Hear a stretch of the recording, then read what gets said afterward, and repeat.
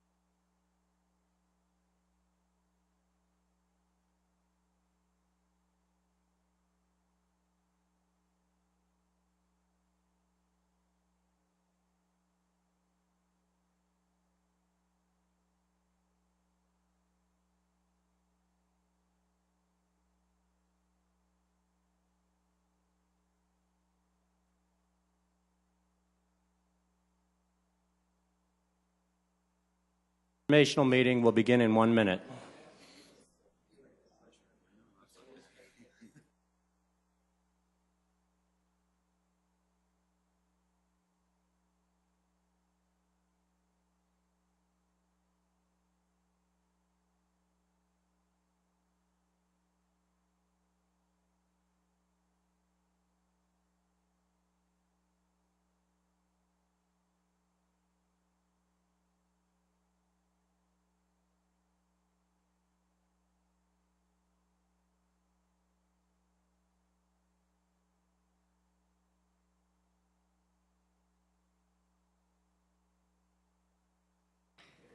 Good afternoon. Welcome to the informational meeting Tuesday, June 5th. Our first item up is we had a working session last week, and so we do need to have a motion and a second with voice vote to follow for approval of the minutes. Move to approve. Second. All those in favor say aye. Aye. All right. We are on to open discussion. Anything for open discussion? Seeing none, I have one small thing that I just want to communicate with the council. I was invited this last week with members from the city, Lincoln County, Minnehaha County, and business community leaders, as well as a few judges. 2 meetings were held in regards to the county is applying for an exciting grant coming up, and a lot of that is in regards to the work that was done for the triage center and how we'll be able to make an impact with criminal justice. So it's through the MacArthur Foundation. It is Safety and Justice. I cannot remember the exact name of it. But you'll see more information coming forward. It's an exciting time. Rapid City was honored with something similar to this, and so it's really about making our community safer with making an impact to just not jailing those that we're mad at, but those that need to be in jail. So lots of good things and strategies coming forward, and a lot of people in the same room collaborating with both counties for that. So just want to communicate that. More information to come on that soon. Councilor Staley. Yeah, something, excuse me, just came to mind. I wanted to say that this morning I had a meeting with our mayor, Paul Tenhagen, and I just want the public to understand that this man pledged during his campaign that he was going to stay connected to us and to the public, and he took that first step with me this morning. I had a list of concerns. He listened to me. He was open to me, and I am so excited about moving forward with this because this man sets the tone for our whole city. But I trust him.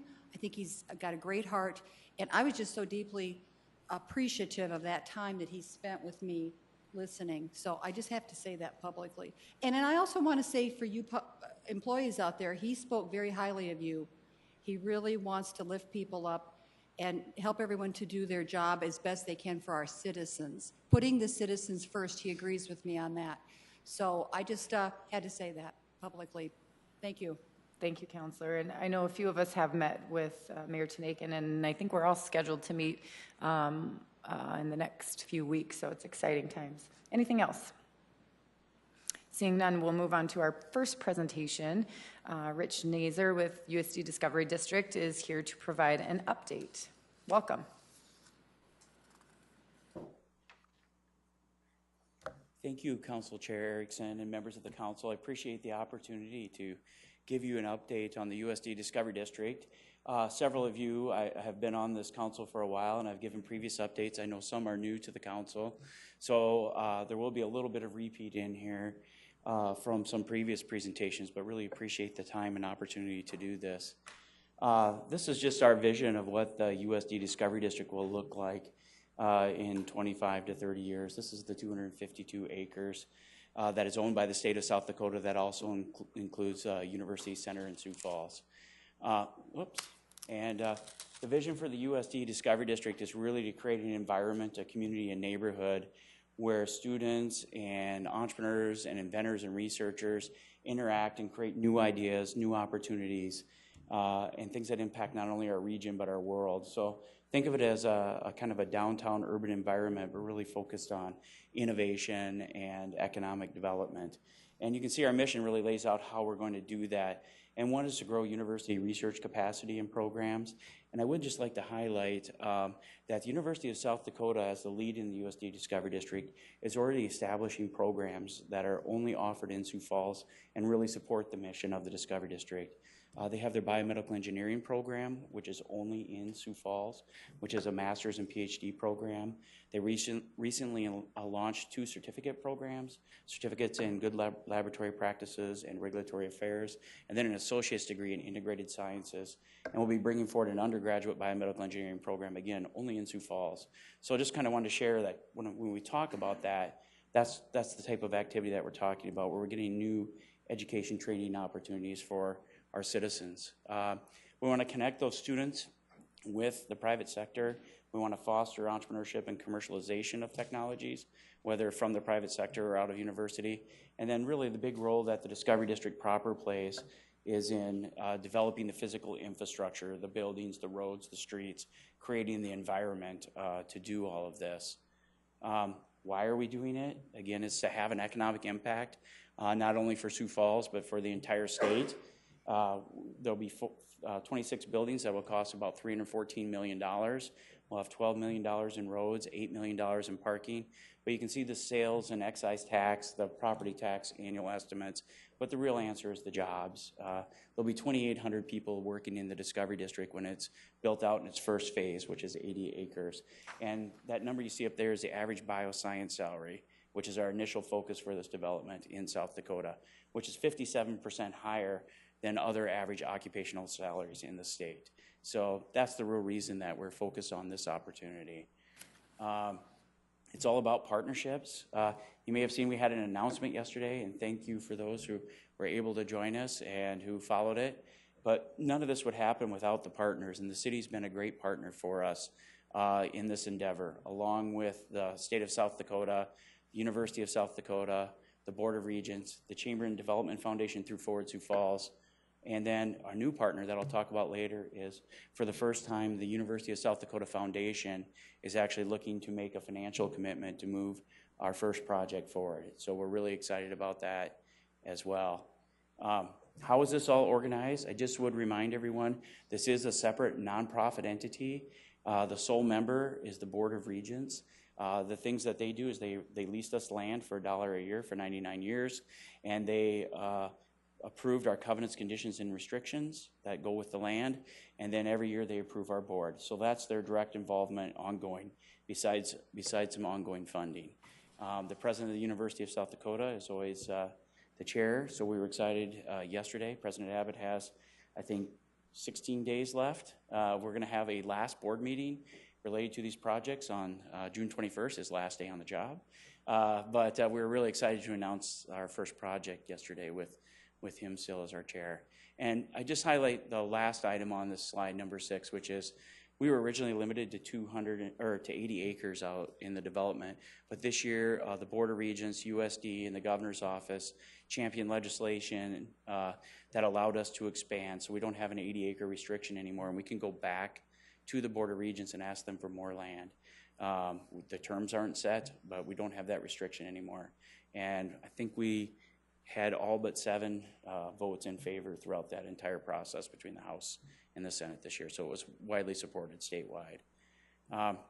This just shows we're involving other community leaders and alumni on these in our project finance committee and our design review committee as we evaluate projects and bring them forward.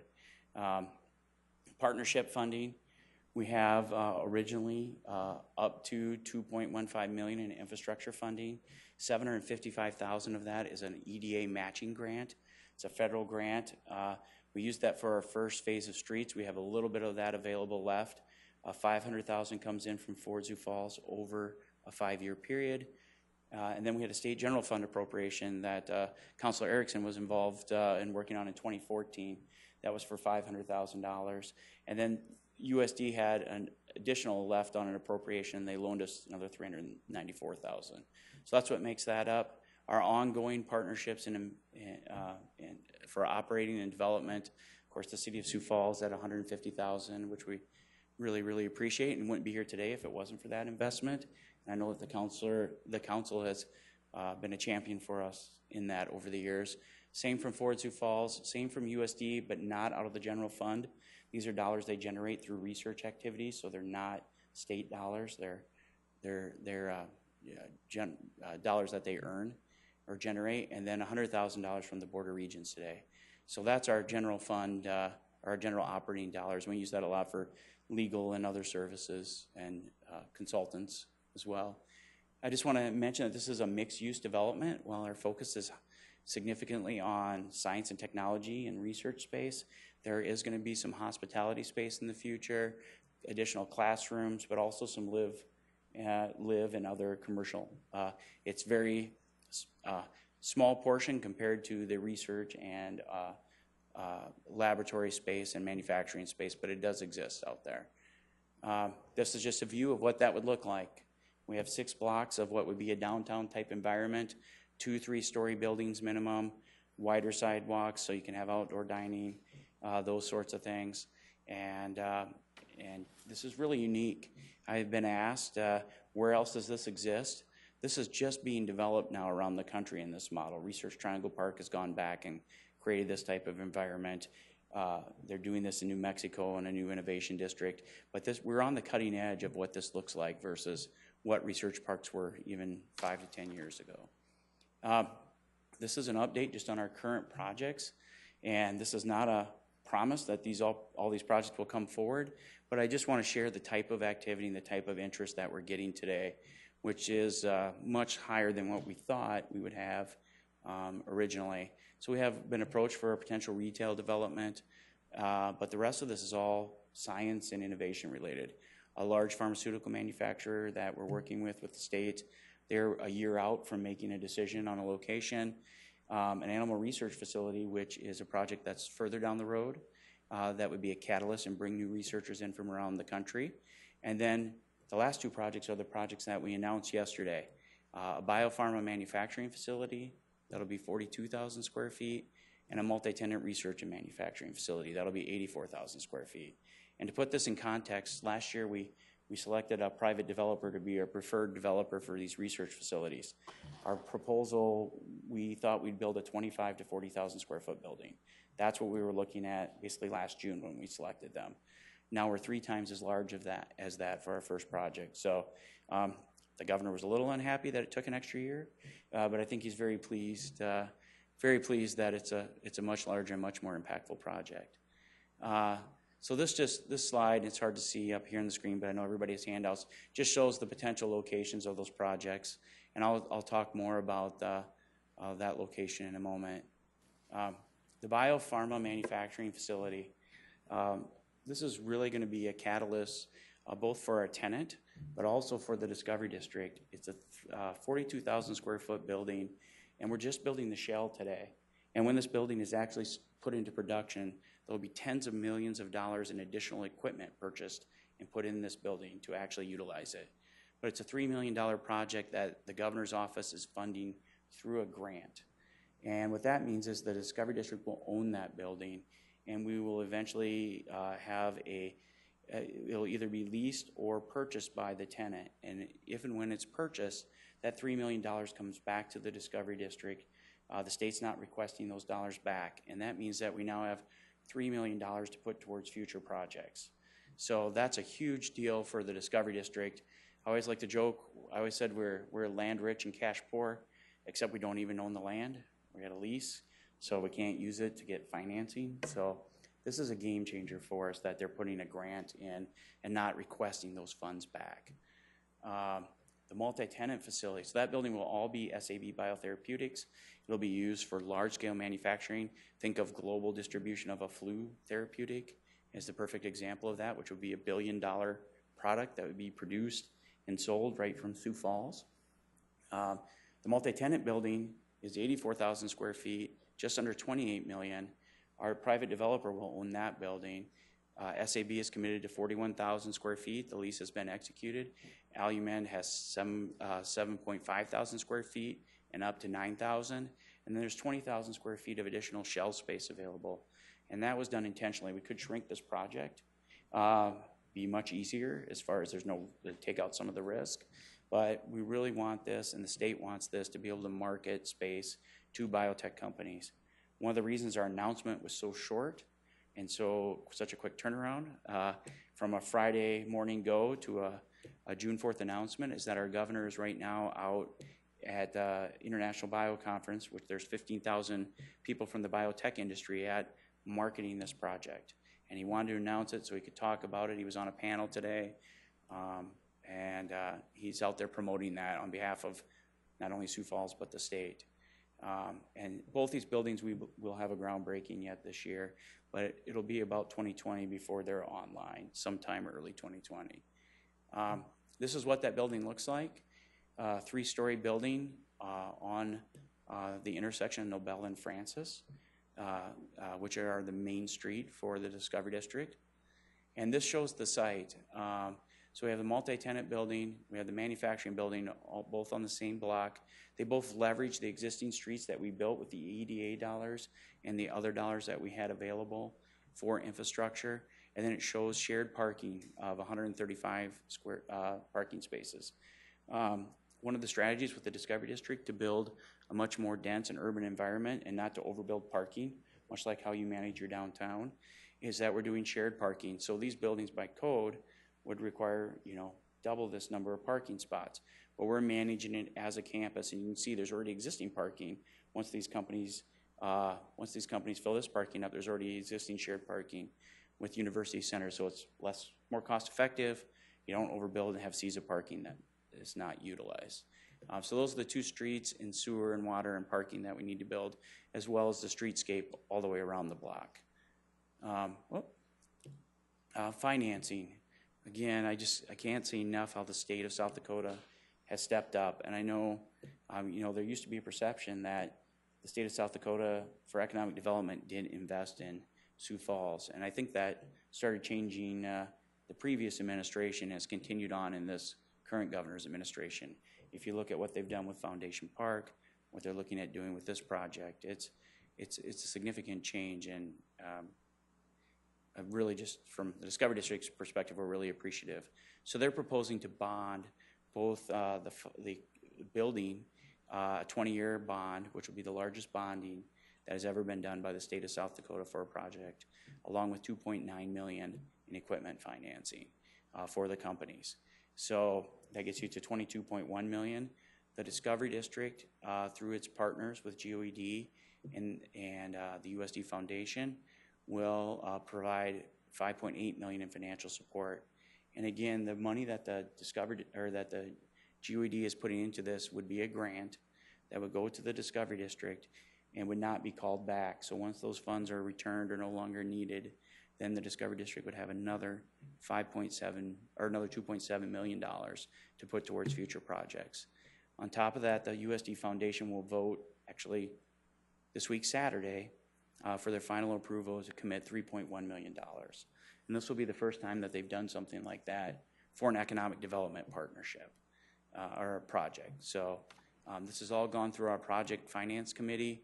And again, the reason for me being here today is the state is looking to the Discovery District to put a portion in for covering streets and parking infrastructure.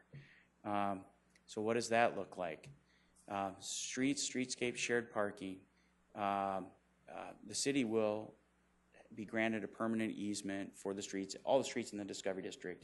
I believe on tonight's council meeting, I think on the consent agenda, there's our first easement for the streets that we built last year. The reason for that is we can't technically dedicate them because of the land, how the land was granted to the state, but this turns over full control just like any other street that you have. But if they were never used for a street or if those streets were abandoned, then that land would someday go back to the state of South Dakota. And the cost for the infrastructure for this project is $1.663 million. We had a joint grant with the city. The city's been great to work with. The EDA grant came to the Discovery District and the city of Sioux Falls because the city will take control of the streets. We were able to work together and get access to the remaining amount of this grant for this project. So they've agreed to fund $150,000 specifically to the streets and the utility infrastructure. So that'll clear out the remaining balance on the EDA grant. I didn't check a timer, so I don't know how I'm doing, but I'm almost to the end. So where are we at in our project and getting this project from the announcement yesterday to finalized? It is, we did the tenant LOIs, we've done a developer agreement, a land lease, those are done. Tenant lease execution, all those things are approved. And now we did our project announcement. Discovery, the foundation will do their approval June 9th. We're working on to get a commitment for the infrastructure funding in June. EDFA will come forward after that commitment is done immediately and approve their buy-in financing, and then we'll be done. So that is this project. And I got a couple closing slides, but I think it might be good to I'll do those slides and then. So why are we doing this again? I always like to go back to these two. These are what our streets are named after. We named Nobel Drive because the city has 88 pages of names on their streets and we couldn't get Lawrence. But we have a USD graduate, Canton alumni, who actually won the Nobel Prize in Physics for inventing the cyclotron. His brother is the father of nuclear medicine. Most people don't know that those things were done by people from South Dakota, but they didn't do them here because they couldn't do them here, which is why we wanted to do something like the Discovery District. And it's the same for Francis Avenue. Frances Kelsey was a USD faculty member. She was a practicing physician. She was one of the first physicians at the FDA. And she stopped thalidomide from being approved for use with pregnant women in the 60s and stopped all kinds of horrible outcomes that they actually had in Europe previously because it was experienced. Received a President's Award for that. Again, she didn't do that here. We want to create opportunities for people to do those sorts of globally impactful things from South Dakota. So that is my full presentation, and I'd be happy to answer any questions. Thank you so much, Rich. This is very exciting. Any questions from the council for Rich? Go ahead, Councilor. First of all, I have to brag just a little bit that I did attend E.O. Lawrence Elementary School in Canton, so I don't know if that makes me any smarter in knowing anything more about physics. I know it doesn't, but I'll take credit for it, at least meaning something to me. More than anything, Mr. Nasser, the thing that I wanted to say today is this is why this council fought so hard to keep the little bit of money that we invested in the Discovery District so that you could bring us an opportunity like this. We've seen it as a council that it was important for our budget to provide operating dollars, so that doesn't happen without a lot of work, I guess, is what I'm really trying to say more than anything. And I appreciate the effort that you've done, your board's done, the partnership that has been brought forward. And in just a 2-year time that we've been fighting to include those operational dollars in our city budget, we're able to see quite a return on investment that when it's all said and done. This is exciting. We no longer have a group of land, we have a research park. We're going to break ground and actually do it. It's one thing to have the land and call it something. Now it's going to happen in a very short amount of time. I see this project as pivotal and landmark for our community. This is something that I think is going to change the landscape of what Sioux Falls is known for. The intellectual property, the research, the things that will happen in our community because of it. And most importantly, the opportunity for our kids to be scientists and explore and come up with the next cure for you pick the disease, but they're going to be able to do it here in Sioux Falls and in South Dakota. And I think that's a pretty exciting thing to see quite a return in a short amount of time. I've done patting on you on the back, but well, thank you. I just can't say enough that this would not have happened without this council's support previously. I mean, we wouldn't have had the financial capacity and the human bandwidth capacity to put something like this together. So it's absolutely been critical, and I can't say thank you enough for that. Councilor Staley, did you have a question? Yes, I have some questions. First of all, back to the multi-tenant facility, what kind of interest rate are you going to be getting on those state bonds? So those state bonds are takeout financing, so the interest rate will actually be set after the project is done. So they are underwritten. I'm not an expert. I should have maybe started with that. But so that interest rate will probably creep up because that financing will be committed now. So the EDFA board will approve. But the actual bonds will not be issued until the project is complete because the project will secure the building will secure that bond financing, so the building has to be complete. And that's all done within the state? The state is, That's on the yep, burden of yep. the back of the state, okay. But I mean, do you have any idea, I know we sometimes talk about 3.5, 4%, or. I think could we're it be factoring 8%? in a higher number with today's rate increases, so I think this is probably modeled somewhere between 4 and 5% ballpark. Okay. Now, as I'm talking with citizens in the community, I think a lot of citizens aren't really aware about what this facility is about. And I took a tour of it after I got elected, and it was great to have that communication. Moving forward, would you ever be partnering with the University Center and or any university presence to utilize the space on your campus? To utilize the space within University Center? No, Or to utilize- within this, all within Discovery District, the new things that absolutely. you're doing. I mean, let's just say, I mean, is this going to be something that's flexible and fluid and that? Absolutely. So I think we have, when I go back to that wheel chart, it says like 10% of the space or so is classroom space. Right. We see that space being intermixed in the research facilities. So even in this first building, it could be possible that USD or University Center or one of the partner universities would say, we would like to put XYZ program in that space. And then so that would be in there. And I think the benefit to that is they could sign a shorter term lease versus having to go through the normal process of how a building gets approved within the regental system in the state. So absolutely, and we're also open to, it doesn't have to be USD, it could be Augustana, it could be USF. A lot of these jobs don't require PhDs and masters. They require everything from certificates to 2-year degrees to 4-year degrees. But absolutely, the idea is that you would have a building with a floor, part of a floor of classroom. You'd have maybe office or lab space. And if you didn't have lab space, you could have living on the 3rd floor. So it'd be very integrated versus isolated. And I have one more point. Okay, so the last point, let's talk about streets. And I did want to reference a comment from our Convention and Visitor Bureau Executive Director, Terry Ellis Schmidt. I talked with her yesterday. And we had Pheasant Fest come to town.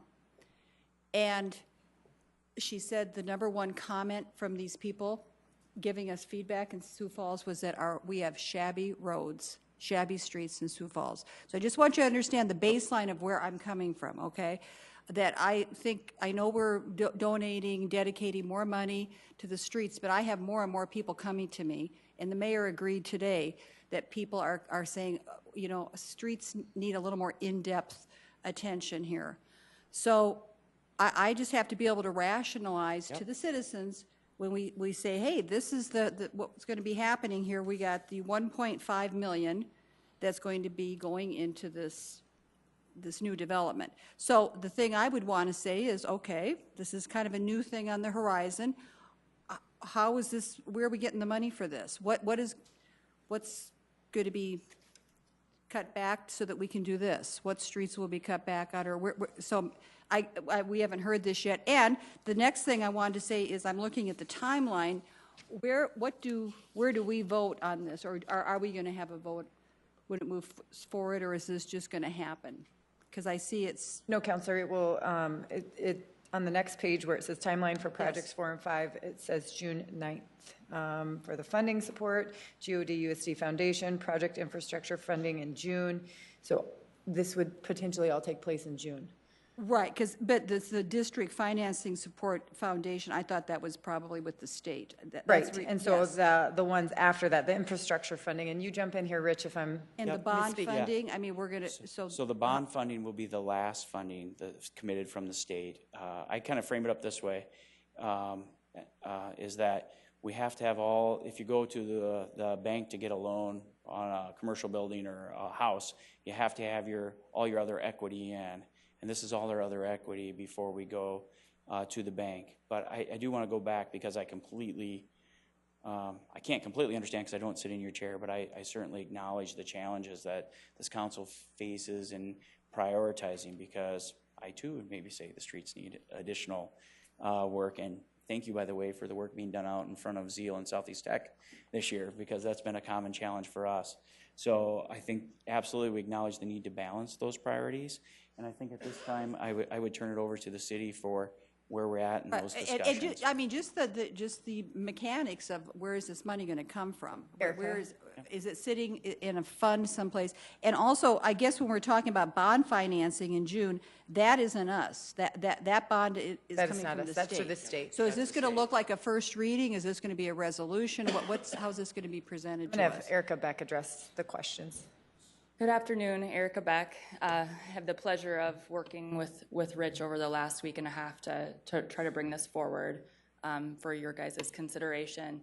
A couple of things, hopefully this will help. Obviously we've been talking a lot internally along with several council members as to where we can find the $1.5 million for this project and this effort, with the understanding from Rich that we needed to show a commitment of those funds and the city's participation in those funds and providing those to the district moving forward as soon as possible. And so what we've talked about is moving forward with a 2-year agreement with the Discovery District. So it would be an agreement between the city and the Discovery District, identifying that the city is committed to providing that $1.5 million in funding, with half of that funding coming this year and being allocated this year, and half of it being allocated next year in 2019.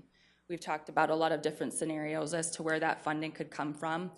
For the $750 needed to be committed this year, one of the considerations that we've discussed and would like to bring forward for this group's consideration is use of the surplus dollars. Along with that, we understand that there are additional street needs as far as maintenance that could be considered in that process, and would look to your guidance as far as how we could move that conversation forward. Understanding that what is needed right now is the agreement for the Discovery District, so that we can show that commitment between the city and the Discovery District moving forward. So that could come as early as next week, consideration of the agreement. And then what we could do following that is work with the council to identify exactly where those funds come from. If we do decide to move forward with a portion of those funds coming from the surplus dollars, then we could put together a larger package for discussion purposes, or we could bring them separately as well. But that would not have to follow the same track as the agreement itself. And the agreement would be in a resolution format, whereas the appropriation of dollars would be in an ordinance format. Thank you. Do you have additional questions?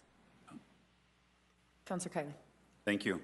Well, and as Ms. Beck had so eloquently stated, we are in a rather unique situation right now, because to come up with dollars in 2018 at this point in time would normally be a difficult road to travel. However, we do have the ability to tap into CIP surplus funds of $1.8 million that we've, as a council, elected not to do anything with. And it does seem, while it would be tempting to say, well, why don't we just apply 1.5 of that 1.8 towards this project, I, as a counselor, would still like to hear from Director Cotter and from other directors about some of our immediate pressing needs, and that could very well include roads throughout the city.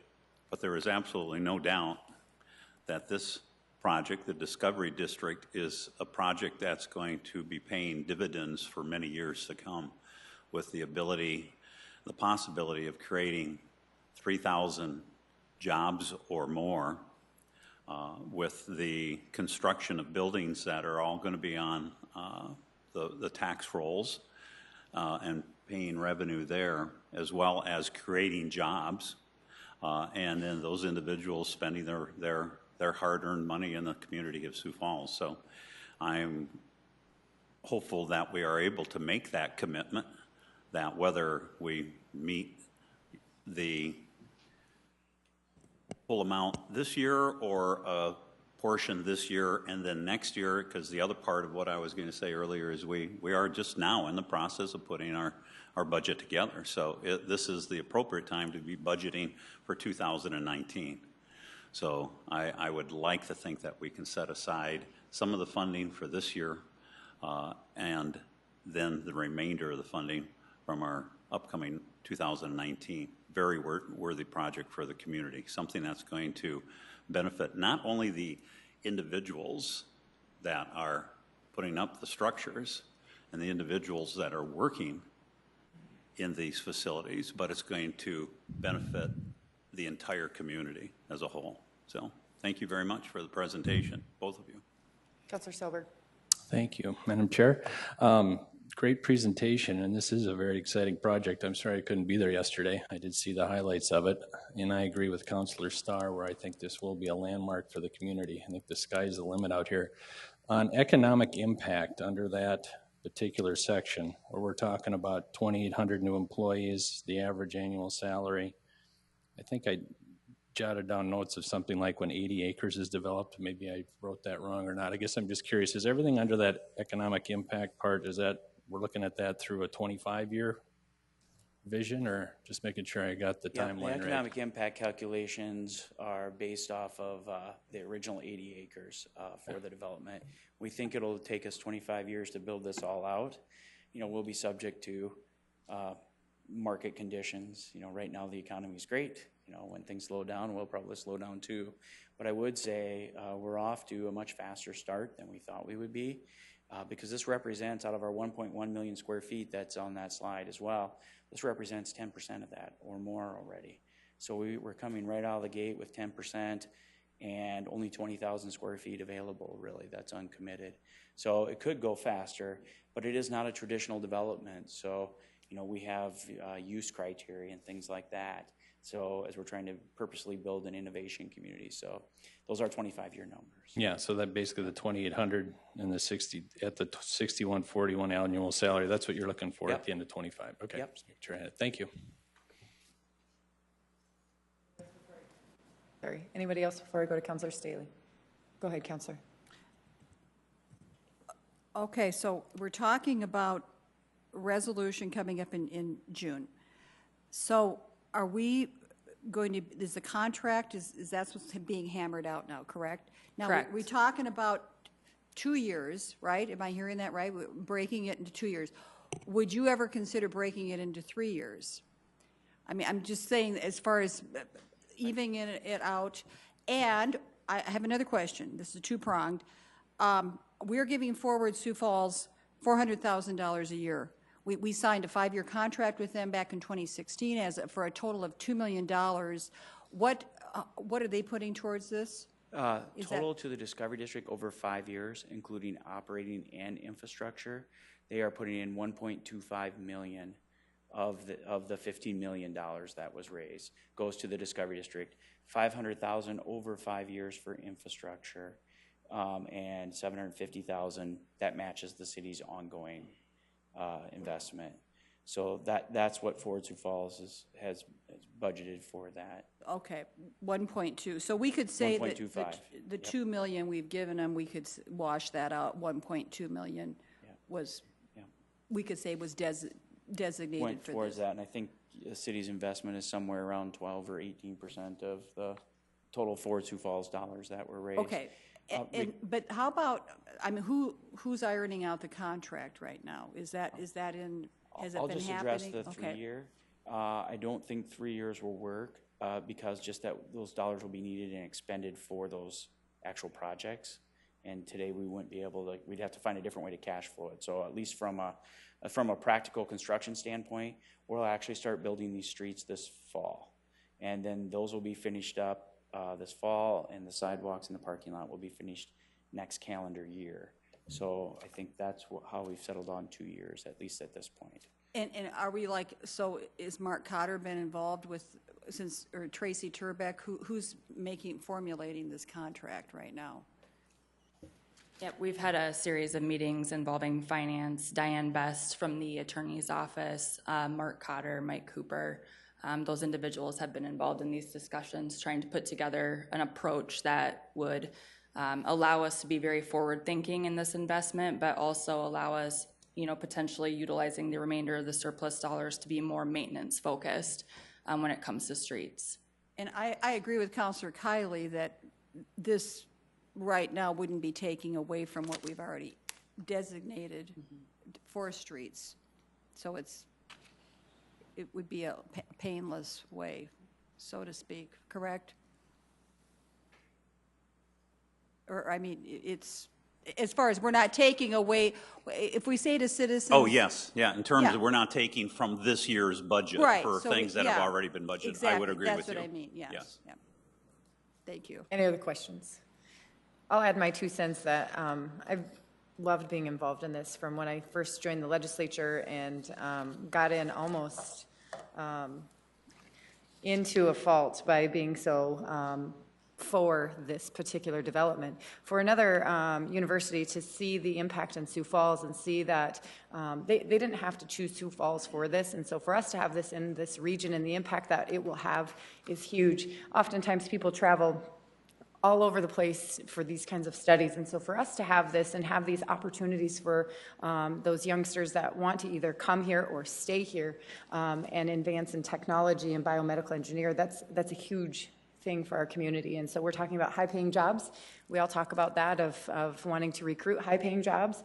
And so this accomplishes that as well. And so I thank you for bringing this forward. Thank you for your vision. It hasn't been easy for you over the years, Rich. And so this council and the councils before have always been in support of you. And I'm thankful that we've been able to be in the same room to finding ways that we can accomplish something like this. So I look forward to that. And thank you so much. If there's nothing else, we'll move on to the next presentation, which is content and agenda management software upgrade. Tom Greco and John Clemmie will be presenting.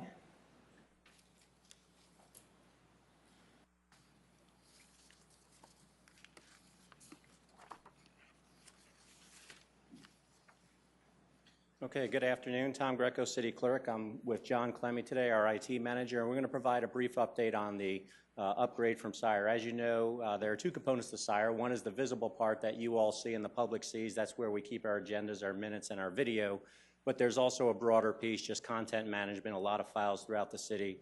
We're going to talk about both those, not how they work necessarily today, but some good news that I think we're finally at a point where we can upgrade Sire to a new system under the same vendor named OnBase. And this new system we'll talk about as we go along here. But before we do that, I'm going to turn it over to John just to provide some background of how we got to where we are. Thank you, Tom. Again, John Clemmie, IT Manager for the City of Sioux Falls. Thanks for your time today. So as way of background, I want to go back just a little bit. We needed a solution for all departments to have a document repository to put all kinds of documents, contracts, financials, historical documents, documents for fire reports, building services, information. We have just over 1.1 million documents today in the document management system. So we need a very robust solution to be able to search through those documents and retrieve them very quickly. Sire was selected after an RFP process several years ago. And then in 2013, Sire was bought out by a company named Highland. One of the key components that I wanted to stress in our selection process was that we worked with the city clerk's office to make sure that we had a robust agenda management and video management for all the council agendas and minutes and videos that were recorded and stored in the Highland software system.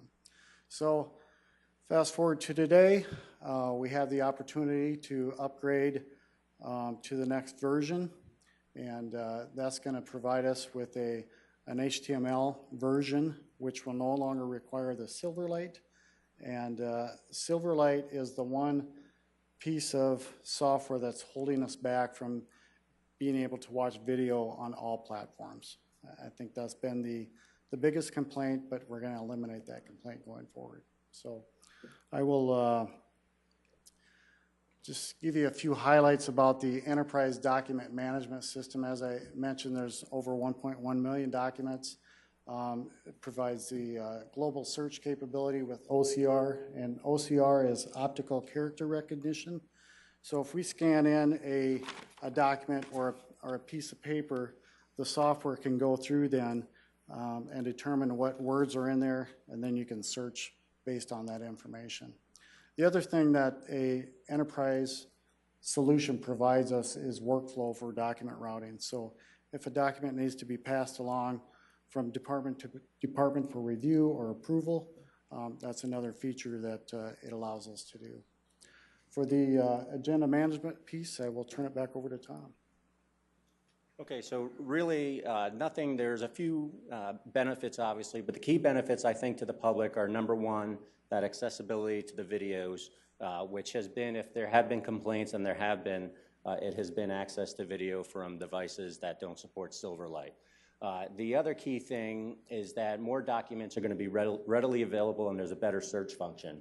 If you've been on SIRE today, our View Agendas page, you'll find that if you do a search, it's very cumbersome.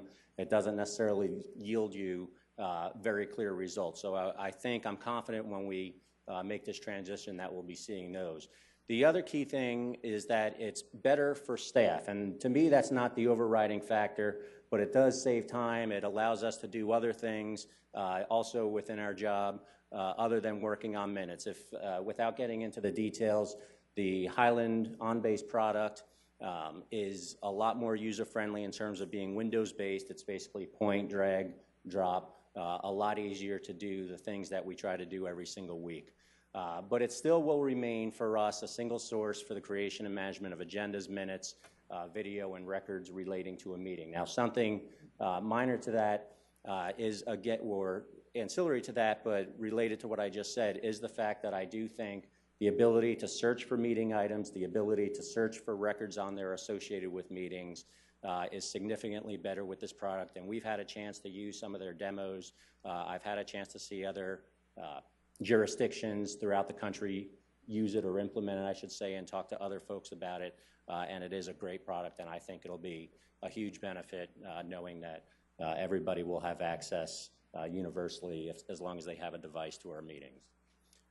So one key thing, what we talked about and mentioned is that one item associated with this would be a conversion. That would come in the form of an agreement, ideally sometime this month for about $14,440. But I do want to talk about just the overall budget, and there are some changes with respect to fielding on-base versus SIRE. Presently, we have a total annual cost of about $24,682 for SIRE. We have not seen a cost increase to SIRE because they have only been maintaining the system for several years now. They have not been making upgrades. We have not seen a cost increase since at least 2013. With this, what we're looking at is a modest increase of about $12,000. That cost would be prorated, obviously, for this year and would have to be budgeted for next year.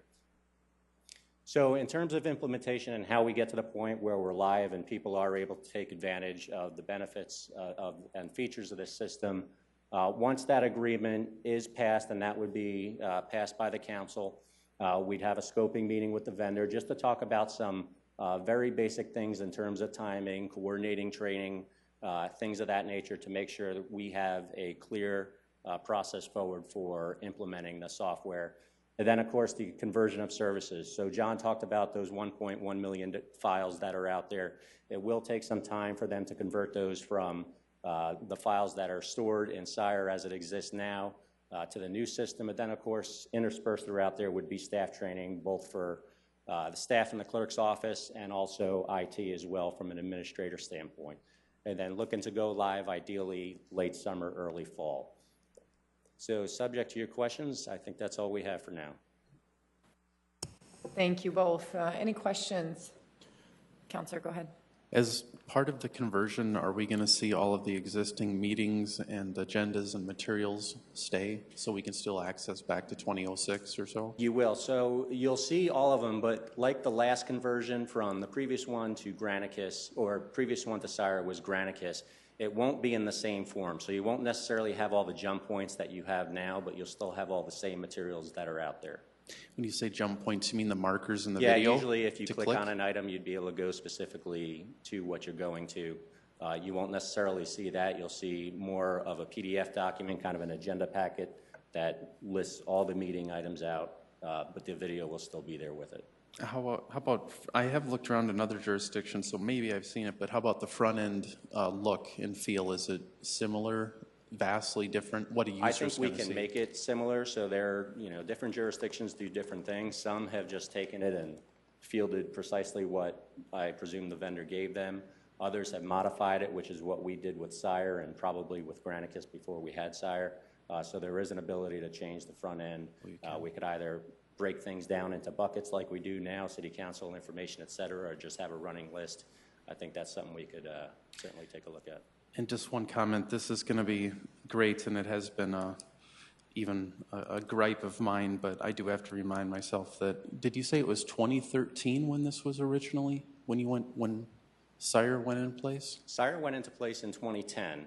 In 2013, Highland bought out Sire, presumably with the intention of taking over their agenda management market, I suppose. Yeah, so it's something that, from a little perspective, when you think about it, especially as a tech person, it's probably worth reminding that, 8 years is an eternity in the tech world. So at the time when you had Silverlight, you go back 8 years, you probably had Microsoft had enormous market share. The tablet industry wasn't, ubiquitous like it is, and the world has changed. HTML5 didn't even come into be a standard until 2014, so we just can't move as fast as technology does, but now we're going to get there. So the world has changed, and we're kind of catching up. So. Yep.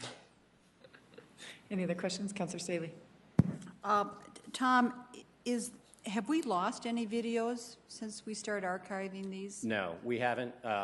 As a matter of fact, we have found over the course of time there have probably been 3 to 5 that may not have initially been posted, but we've been able to go back and pull them up and put them on there. But the answer is no.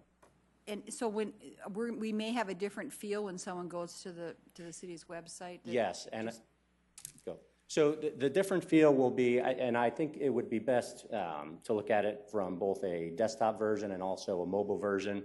The desktop version, I think we can essentially make it look the same. It won't be it'll be a little more modern looking, I suppose. But the key thing too is with the mobile site, you will truly have a mobile platform in which to view things. If you pulled up Sire right now on your Android, well, let's say if you pulled it up on your Apple, you'd be able to see all the agenda items in very small print. You certainly wouldn't be able to access a video, but with this new system, it is a lot more user-friendly. You click on your items or thumb on them, and the video is right there on the screen with you. Okay, so the timeline on this is how are we proceeding on with this? Well, there's a couple important steps. The first step would be, what I'm calling a conversion agreement. It's the agreement with Highland to basically pay them to convert the files from Sire to OnBase. We're hoping that is completed by the end of this month. So it would probably be something, unless you choose otherwise, that you'd see on the consent agenda. After that, there would be a meeting led by John and his team with Highland just to talk about the mechanics of physically, what days are we going to start doing X, Y, and Z. There'll be a staff training component, and then we'll go live with it where people use it. Okay, well, so how can we fit feedback from the citizens on this? Just because I'm not sure that the public is aware that this is even being changed. And let's say I put something on Facebook that says the city is going to be redesigning its website. Do you have any suggestions? How do we want that to look? Because I think people actually using it, we want it to be welcoming. Well, and I think now more people will end up using it because it's more user-friendly. But I think we're not necessarily redesigning the website. We're redesigning the tool that we use to present the information that's available, the information that's associated with meetings. So what people expect right now is to have an agenda out there. What they expect is that they could click on an agenda item and see all the associated attachments. You'll still have that. What people expect is that they could also see a video once it's posted and certainly live. Not everyone has that right now. So fundamentally, they're still going to have the same things now. When we configure it, if there is input or feedback, certainly from you all, other folks in the city, we take it and make whatever changes we can. But I don't think there's going to be a tectonic shift in terms of people's experience with the agenda. And even though Highland is a great company, if you look at other jurisdictions and other products out there, I don't want to say they're all generally the same, but they're kind of the same. The idea is you click on an item, you see the associated attachments, you could do some more research on what's associated with that item, And in some cases like us, you can see the video as well, but feedback's always Well, yeah, because this, appreciated. the citizens own this in essence. It's their money, their energy. And then you and I had a conversation, and I'll ask this again, if maybe we know, what budget is this coming out of? Who's paying for this? Is it the city council budget? Is it the conversion agreement will be covered by IT, and what we'll have to do within the city council budget is just make sure we can cover the cost. Like I said before, the difference is going to be prorated. Mind you, we spend about $25,000 a year right now for Sire. For the rest of this year, the difference, the delta that we'd have to pay would probably be about $4,000 to $6,000, and I'll continue working with Mr. Bixler to make sure that we can acquire that money. And then the other piece is simply budgeting for it like we do other items for 2019, and it's a good thing we're ahead of that budget cycle or that process right now, at least in it, so that we'll be able to identify a source of funds. So, yeah, I guess my question was why is the city council budget paying for that when it's dealing with every department when we're putting that out in the meetings out there? I think it's all coming from, just my opinion, it's all coming from the city. It's probably easier from a budgeting standpoint to have it in one location to make sure that, just so that it's easier in terms of accounting for and paying for the services. Thank you. But we could certainly discuss that more during budget time. Thank you. Councilor Kiley. Thank you. This has been discussed previously, so this should not come to this body as a surprise, and I know we've had public meetings too about this change, although some would argue that it's been painstakingly slow in coming, but we are now here at that point, and one of the advantages that we have as a result of that painstakingly slow process is that Sire was bought out by Highlands Highland Software Incorporated, and now the ability to make the two compatible with one another so we can still retain all of the history and the records from the past is much greater because it's the same, basically the same company versus going to an entirely different vendor than asking them to fit this round peg into a square hole later on. Yeah, I think there's definitely a cost and also just a transition benefit to sticking with the same vendor. And I do agree with Councilor Neitzert that 8 years is an eternity when it comes to IT, and so it's, and hopefully it's designed in such a way where it is readily adaptable to new technologies as they are developed, because we don't even know what those are at the time. Right. I mean, we experienced the same thing at my job when we developed an online registration program, which also doubles as a database, and that too wasn't compatible. It didn't work on smartphones and tablets and things, so we needed to go through a complete revamp. Probably 4 years into the project, we didn't wait quite 8 years, but it was out of necessity. Yeah. And I would have to say too that looking at your annual maintenance of $24,820, I'd say you're getting a very good deal there, or the deal I negotiated for my company was a very bad deal. But because what I mean, 1.1 million documents. What you're dealing with here is far greater than what we're dealing with on our scale. So I think that's, at least I can speak directly to that, because that's a pretty good price. Yeah. Councilor Neitzert. Oh, sorry. I'm sorry. No, that's fine. Sorry. I probably said more than I should have. No, you did great. Thank you. Somebody else negotiated that deal. Councilor Neitzert. A couple more things that came to my mind. Right now, the search function is excruciatingly slow. Have you had a chance to play with the new one? I have. I've gone to other municipalities or counties and I played around with it. And faster? It's, much faster, yeah. Okay, great. And I do want to be clear, I was only asking about the kind of the front end, more yeah. For kind of the user perspective. You know, if it's too big of a change, it can be very jarring and trying to figure it out, but I'm certainly not wedded to the current GUI isn't necessarily the best. So obviously if it has the core stuff there, and obviously if you can tweak the front end, I'm sure you can take input and you can always tweak a little bit of the GUI if people find it very clunky or hard to get around or whatever. The other thing is, does this contract also pay for, because I think they have, the videos are in their, I think they're stored on their cloud, on their servers, right?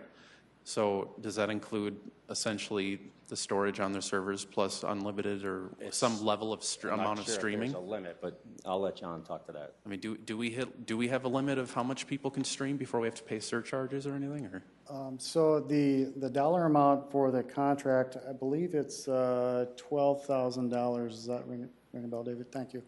$12,000 for the new agreement to stream video. The video quality will see an increase, as will the size of the videos will see an increase. So we will be storing more on the hosted servers. But going forward, what they're saying is, as long as we don't see a huge uptick in the number of meetings we broadcast or the amounts of videos that we post out there, they say unlimited, but sure, yeah, within reason. I mean, within they don't have a fixed limit, but if it got out of hand, they'd come back to you. They would negotiate something else, yes. Sure. Unfortunately or fortunate, I think it's unfortunate we don't have millions of people hitting the website to watch city council meetings at night, so we're probably fine. There you go. Okay, thanks. Thank you. Counselor Starr. Yes, thank you, Madam Chair. I guess, and it's probably a better question for you, John. Because it is an eternity that since we've updated and done any challenges, I mean, before 2010, really, what assures us that this is the best deal, that just converting to on-base makes the most amount of sense? Did you take the time or have the opportunity to go out and look and say, okay, what other systems are available, and or is it because we're locked into a system to make that conversion easier, like Councilor Kiley was saying? Would it be that difficult, and are there other, I'm assuming there's other systems that are available as well to do document management? I'll frame it this way. So there are hundreds of document management systems out there. However, there are very few agenda management and video management that tie the agenda piece in so tightly. I mean, we're talking maybe a handful of vendors out there. And of the ones that we did review, Sire at the time and now OnBase, because they bought that technology, has always been the leading indicator or leading vendor in that space. Perfect, thank you. Yeah, welcome. Councilor Neitzert did bring up a point that I thought I should address, and that is relating to the servers. Highland currently owns the servers that all the software and data is stored on. Is there anything built into our contract that requires them to retain access to those and ownership of those servers? And I ask because there again, we had an experience where we dealt with a company that developed our software, and at the time they had a satellite company that owned the servers, but then they sold the satellite company, and now we have found that when there is maintenance necessary, it's tougher for two different entities to get together and to accomplish it in a timely fashion. Certainly. So let me clarify the document storage. The 1.1 million documents are stored locally, okay? The piece that is hosted is the video portion. We keep a copy of the video locally, and then we transfer that to Highland, so then it can be dispersed amongst the web. So anybody, from Seattle to New York to Sioux Falls can view that, and we don't have to maintain the internet infrastructure for that video production. Okay. Does that help? Yep, thank you. One quick question. I heard a couple of years in timelines, seeing if I got this confused or not. We have not had a price increase in this particular area of budget since 2013? Correct. Is that correct? Yes. Okay. Yeah, they've been a good partner. When they initially purchased Sire, they came out immediately, said there's going to be no cost increase, there's going to be no license cost cutover, which is really unheard of. So they've been a fantastic partner for us. Thank you. You're welcome. Thank you. All right, thank you both for presenting, appreciate it. We'll move on to our next presentation, Compensation and Benefits Study. Director O'Toole, welcome. I understand there'll be a few others presenting as well.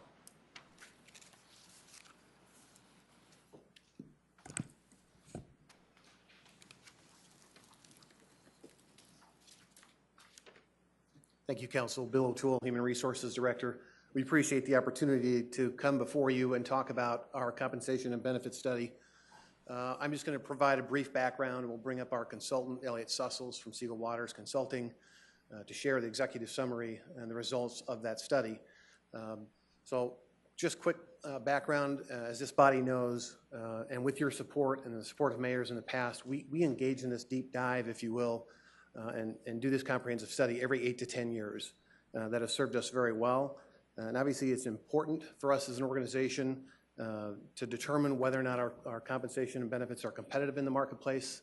And of course it is fundamental to ensuring our ability to attract and retain our important city employees and that quality of workforce for the city of Sioux Falls. We have engaged in previous studies in 2000 and 2009, and the cost of this study was about $65,000. Now, our compensation and benefit objectives, we think, are very clear and very straightforward, and I just want to review them real quickly. We obviously want the ability to attract qualified applicants for all categories of work. We want to be able to retain experienced and qualified employees in all categories of work, and of course provide incentives for employees to pursue career advancement opportunities as they arise, and we want to accomplish these objectives within reasonable economic parameters. Some of the next steps, just jumping ahead, and I'll turn it over to Elliot Sussels here in just a minute. We're not asking for any action at this point for the council. This is simply information sharing at this point. This is an important study. We want you to understand at a high level what we're doing and what's coming up next. Any changes that may be occurring as a result of this process may require collective bargaining issues for us, as well as following the budget process. And if we do have modifications, and we will, at the end of the day, they will be identified through that process, and it would not be effective until January 14th, 2019. And it's our goal to provide you all, as well as the respective labor groups, with a full copy of the report at the conclusion of this meeting. And we're also going to make the report available through our intranet site to all of our employees starting tomorrow as well. So with that, I'm going to turn it over to Elliot Sussels. He's the Senior Vice President and Natural Practice Leader with Siegel Waters Consulting. So Elliot, I'll turn it over to you.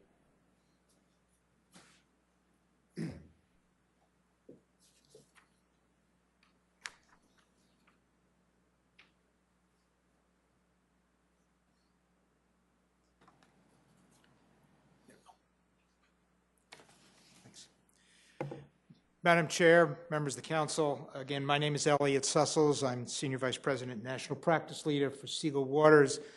We had the pleasure of working with Bill and his staff in 2009 on the previous study, as well as obviously this one. The luxury of being able to have hindsight in terms of understanding where the city was in 2009 and where it is today is a good message for us to be able to deliver. Siegel Waters is a part of the Siegel Group. We're a national employee-owned human resources and compensation and benefits consulting firm. My practice focuses solely on governmental clients across the country at all levels of government, including public authorities and public schools and so forth. So, and we are all practitioners of the public sector. So without getting into my bio too deeply, I've been with Siegel for 26 years. Before that, my entire career was in government service. So I bring that sensitivity both to the fiscal and the human resources and the political aspects of any decisions that have to do with spending money and how it affects the jurisdiction. I want to reiterate something that I think Bill started out with, which is to understand the purpose of a compensation and benefits program, whether it's at the city level or any other level of government. And obviously, the concern is to attract and to retain applicants and employees in all the various categories and functions of work that the city provides, and to make sure that this is done in a fiscally prudent way.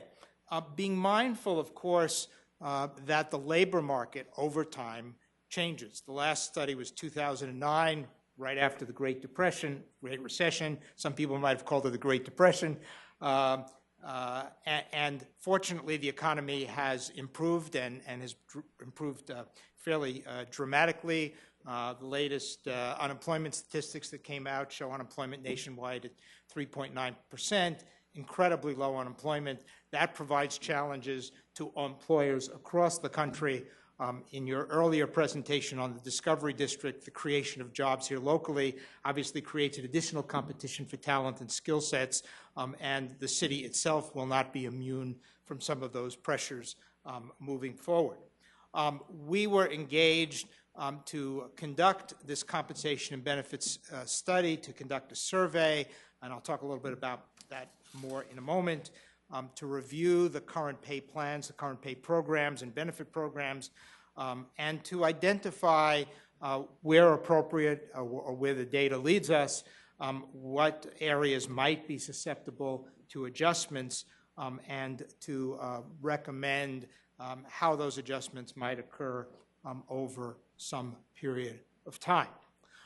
With regard to the key deliverables of the study, the first was to develop a project schedule that provided for completion of the study on or before April 13th. And so you may be sitting there wondering, well, why are we here on the 5th of June when the study was supposed to be completed by April 13th? And I'm the guilty party in that. I was off the entire month of May, and in coordinating a presentation before I was leaving with your schedules, with your agenda, and coordinating it afterwards. I literally came back to the office yesterday, so you know what the first day coming back after an extended vacation is like. You were my first priority after my first day back in the office, so before you ask the question of what happened, that's the reason. It's all my fault. In terms of the survey, when we do these studies, we create custom surveys, and what that means is we do not take data that you might find on the web, various sources out there, that as we did the last time around 9 years ago, we've identified peer employers, peer public sector employers that we gathered information from. We've also selected benchmark jobs based upon a representative sample of the work that's being performed by employees here in the city. So that survey document was then distributed to the peer employers, and I'll go through who they were and some characteristics of them. And then we've collected that information, scrubbed it in terms of making sure that the information they sent us back made sense based upon the nature of the work and the jobs that we were describing, and then proceeded with our kind of draft findings. We had a series of conversations with those with Bill and his staff, and then developed our final presentation, which is what the report that's going to be, final report that Bill talked about, it's going to be distributed. So that was the process that we went through. And it is a pretty standard process. Virtually all of these types of studies that we do around the country are custom surveys, because we want to make sure that there is credibility with regard to who we compare ourselves to and what jobs and job functions are compared as we move forward.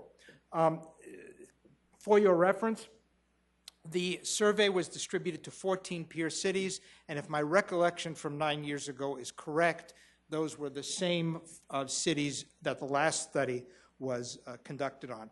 There's a nice thing about doing that, in that when you look at data over time, you want to try and control as many variables as possible. So you don't want to suddenly choose different cities than you did last time, because you may come up with results that are kind of inconsistent in a function of the different cities. So there is consistency here, and the data includes both public sector, which is what the peer cities or peer employers are about, public sector employers, and published survey for private sector market information. Now, not all jobs have an analogous job in the private sector, so there are some of those that do and some of them those don't, but for those that do, we wanted to try and tap the local labor market and understand what the private sector is paying for those jobs. And so in the slide, we drew information from three very reputable published data sources. You may ask the question, why didn't you send the survey out to private employers?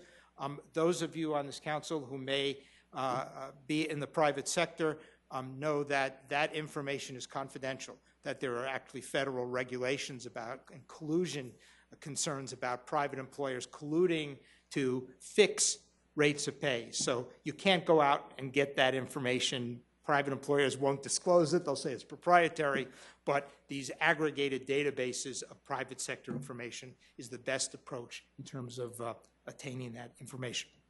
The other point I want to make is that when we go out and collect this information, we collect this information at a point in time. So we take a snapshot at the labor market, and in this case, the snapshot in the labor market was as of January 1, 2018. So when we sent the survey out, we said, give us the salary information that you have as of January 1, 2018, or that first pay period, if you will, of the calendar year. Published salary surveys are a little bit different in that we can control when those published entities gather the information. So in that regard, what we do is, based upon the effective date of those published surveys, we age the data to January 1, 2018. So the data, both the custom data and the private data, are all aged to the same point in time to be consistent for comparison purposes. Thought we'd put together a little map for you. There are 14 public employers that we used in this study, and you may ask, beyond the fact that why did you use them last time, so you use them this time, and there's some value to consistency, what is common about them, or what are the characteristics about them? And this slide shows that actually we collected data from 13 of the 14 public employers. Bismarck, North Dakota did not respond to the survey. And just in terms of what all the check marks and asterisks mean, in some cases, we actually received a survey response. In other cases, we were referred to information that these jurisdictions have online. So you may go to various cities and states around the country, and there are a couple of significant or prominent software packages that they use for publishing both the pay ranges and the job descriptions associated with those pay ranges. So where you see a check mark and an asterisk, those were ones where we actually went out to their site that they referred us to and actually collected and populated the survey on their behalf and did the job matches. For your reference, we've noted on this slide the operating fund, fiscal 18 general fund operating budgets for these jurisdictions, as well as the staff sizes. So again, we think from our professional judgment that this is a reasonable set of peer employers comparable to Sioux Falls. You will also note the last one, which is actually the state of South Dakota, was included in here. So they're all cities except for the state, and I think we'd be remiss not including the state in terms of their pay structure in this study. So in terms of the custom survey, we collected information on pay ranges. That is to say, what is the minimum and maximum that any employer would pay for each of these. There are 74 benchmark jobs, and I'll go through what those are in a moment. We also, in addition to pay range information, we collected information on pay policies and practices, things like when do you pay overtime? Do you pay shift differentials? Do you provide additional pay for being on call, those kinds of things, and gets pretty in-depth in the full report. All of that information is there. We also collected information on paid leave in terms of the entitlements, how many days leave you get at various years of service in the public sector and in the private sector as well, for that matter. Leave entitlements tend to vary based upon years of service, years of employment with the employer, so we collected that information as well, whether it's related to vacation or holidays or sick leave. Also, we collected benefits information. With regard to health benefits, we were interested in not only what does an employer, what is the cost of the health benefits, but what share of those health benefit costs does the employer pay versus what share does the employee pay. We've also, and it's true not just for medical benefits, but for things like dental benefits and related benefits. We also gathered information on the cost of retirement benefits, what the employer contributes to those benefits, and we'll talk about that in a little bit.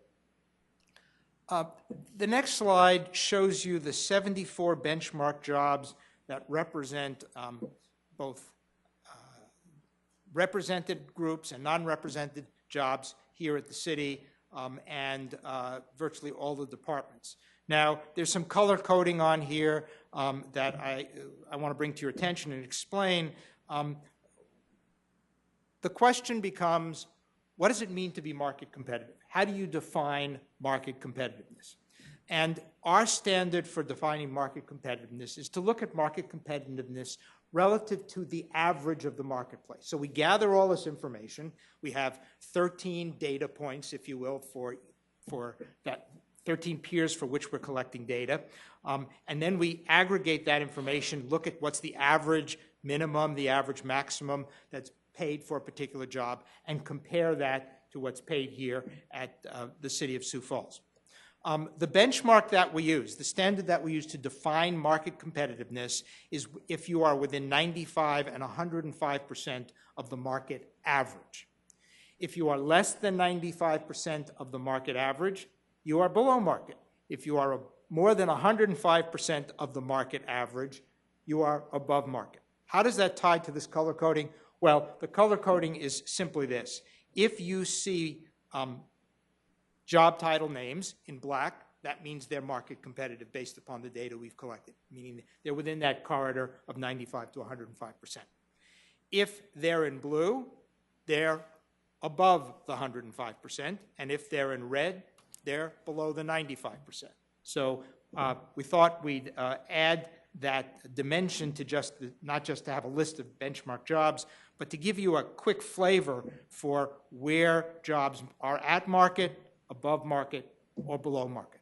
Now, just because they're at market, above market, or below market compared to the market average, that doesn't necessarily mean that where you want to be as an employer or where you can be as an employer is at the market average, because that's driven by a whole host of things, including scarcity of labor, the supply of labor, the demand for labor, who else you're competing against in the local labor market, and a variety of other factors.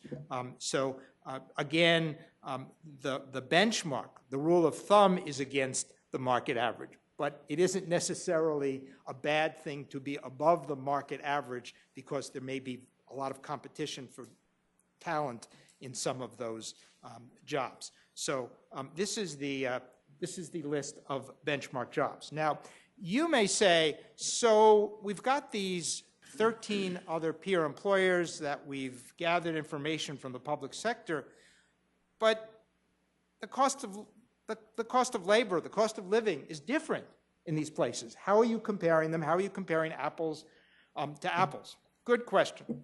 So when we gather the information, the raw information, we then adjust that information from that geographic area to Sioux Falls. And we do that through a software tool that's provided by an entity out in Richmond, Washington, called the Economic Research Institute. And what it tells us is what are the cost of labor differentials between any two cities. Actually, this is so sophisticated, you can do it between any two cities. You can do it, define a radius around the city, so if you have metropolitan areas, to capture all of that.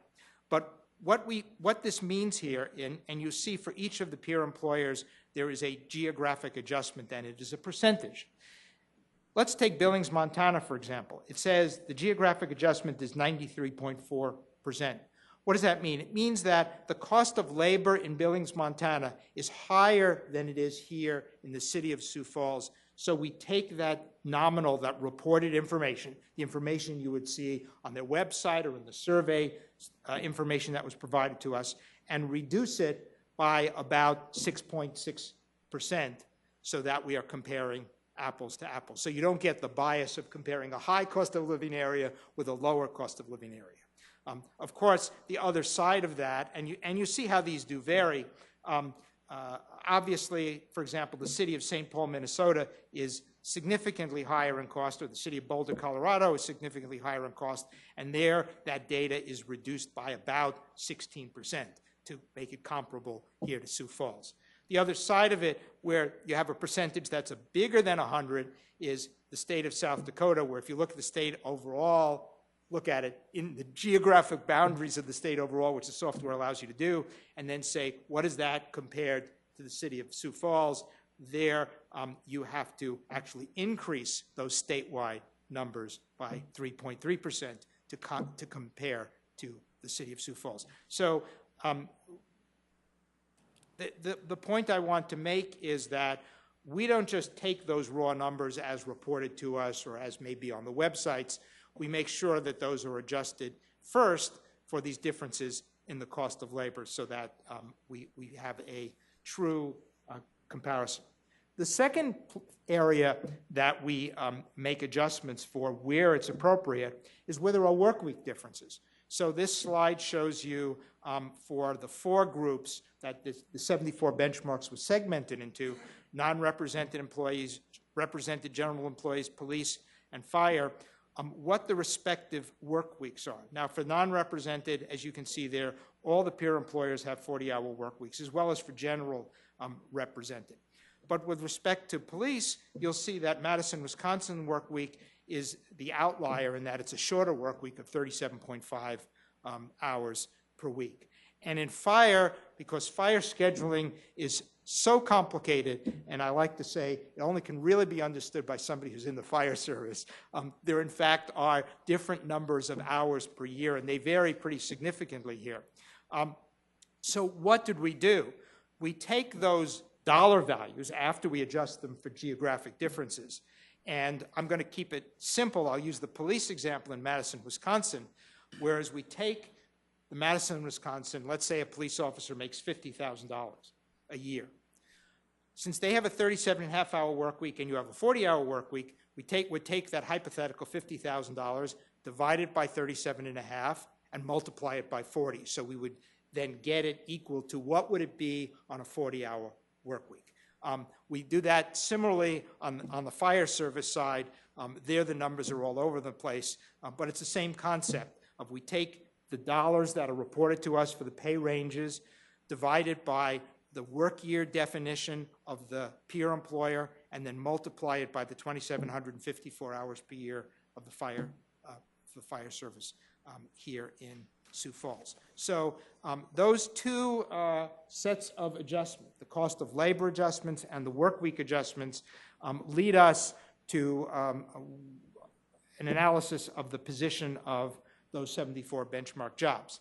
Now, I said to you that we've put them into 4 buckets: non-represented, represented, general, police, and fire.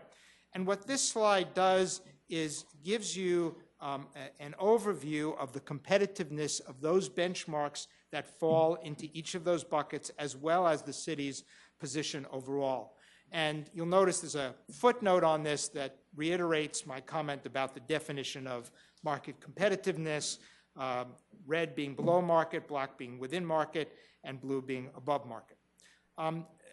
and let me say that there are 3 points along a pay range from minimum to maximum that we look at. The minimum and maximum, obviously the midpoint, which is the middle of the pay range, and in many cases, employees progress through the pay range over time. So we want to see, are there any variances? Are you more competitive at one point than at another? This is actually pretty consistent. If you look at the city's position overall, you're at 104% of the market average at the minimum, 103% at the midpoint, and 102% at the maximum. Couldn't be, much closer to that in terms of consistency. There are times where we see the minimums are out of whack, way below market or way above market, or the maximums are way below market or above market relative to the minimum. That's not the case here. So the good takeaway is that the structure of your pay structures, the way the pay ranges are constructed, is consistent in terms of how they look relative across the market. Now, it is true that you will see a little blue here. So pay range entry pay range minimums for police are generous, and pay range maximums for fire are generous. But again, I'm saying they're generous only against the market average, right? So if there is difficulty in recruiting police, then maybe it's appropriate to be above the market average to compete for that talent. I can tell you across the country as we do this, it is tougher to compete for police than it is for other public safety functions, whether it's fire, whether it's EMS, what have you. So this is meant to guide you as a benchmark against the market average, but there can be very good reasons why you need to pay more than the market average in order to attract the type of people that you want into the city's service. So this is kind of macro data. Doesn't vary a heck of a lot. If you look at the pay range midpoint, doesn't vary much, no matter what group you're talking about. Overall, this structure is within the market, with it being competitive in the market. Now, that does not say that within those 74 benchmarks that there were some individual ones that were either above or below. And so this next slide kind of breaks that down for you. About 51% of the benchmarks, remember there were 74 of them, are market competitive or at market based upon this definition of market average. 14% of those titles are below, and 34% are above. And there was one job title where we did not get enough market data, market matches for us to opine on the appropriateness of compensation. So you may ask us, may ask me, what do we do about this? What does this mean? How do we address this? I do think that those jobs that are really below the market average, and any jobs that may be related to that, because remember, these are benchmark jobs, they're not every single job title here, are jobs that need to be considered in terms of some adjustment to bring them closer to the market average. What we typically see, let me just say as a diagnostic, is if you were going to your doctor and your doctor said your blood pressure was high, that's not typically a good thing, although some of us kind of genetically just have a high blood pressure. In this particular case, if you're below market, there will be the tendency to continue to be below market while the tide rises elsewhere, and that will exacerbate being below market, exacerbate your ability to recruit and in fact retain employees. On the other hand, you're going to say to me, well, what about the 34% that are above the market average? Well, that's a reference point. That doesn't necessarily mean it's a bad thing. So, for example, for police in the prior slide, we showed that starting pay was at 114%, I think, above market. But we also know that it's difficult to recruit police officers. So you got to be above the market average. The other thing to think about is even if everything was at the market average, the peers may be experiencing, so you're saying, how do I look compared to my peers? but my peers can be experiencing the same kinds of recruitment and retention problems that yours. So if you just blindly go ahead and say, I'm going to be at the market average, well, you may be experiencing the same problems that other public employers are experiencing. The takeaway from it is that I think that HR typically uses this data and knows where there are recruitment challenges, knows where there are turnover challenges, and uses this as a benchmark to kind of make some judgment calls about where or if adjustments might need to be made. Also being mindful, as Bill commented in his opening remarks, that at least for the bulk of the workforce which is represented, any changes need to be made through the collective bargaining process. So again, this is a diagnostic, as Bill said, that we did 9 years ago, doing it again this time around. Interestingly, to anticipate a question you may have, how do things look now compared to how do they look 9 years ago? Your market position relative to the market average is about the same as it was 9 years ago. So you've kept up to the market. So as the market's moved over 9 years, you've kept up with the market. So I said that in addition to the real important, if you will, the nitty-gritty issue of how much should people be paid or how competitive are the pay ranges, we looked at benefits and pay policies. With regard to vacation days, I'll just kind of go through this quickly for you. Vacation accruals increase over time. What we found is that the vacation accrual in the early years of service is a little bit less competitive than the market, but as employees gain tenure, that improves and is actually market competitive. And so we don't view that as an issue.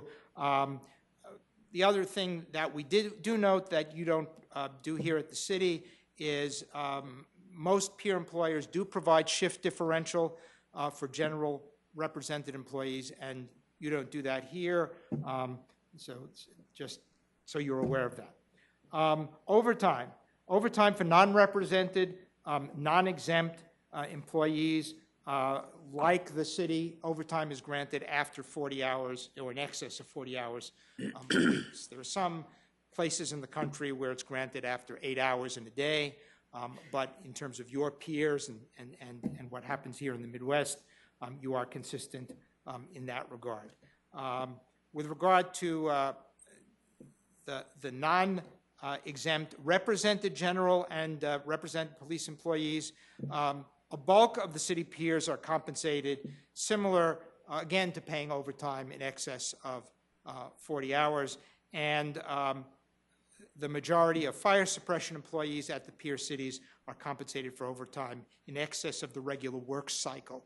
And those work cycles are different depending upon the length of the tour, how many days on they are, and how many days off, which is what results when I showed you the slide on comparing work weeks or work cycles, those hours of 2,756 hours. So that's driven by work cycles, not the neat 40-hour week that most of us are used to dealing with.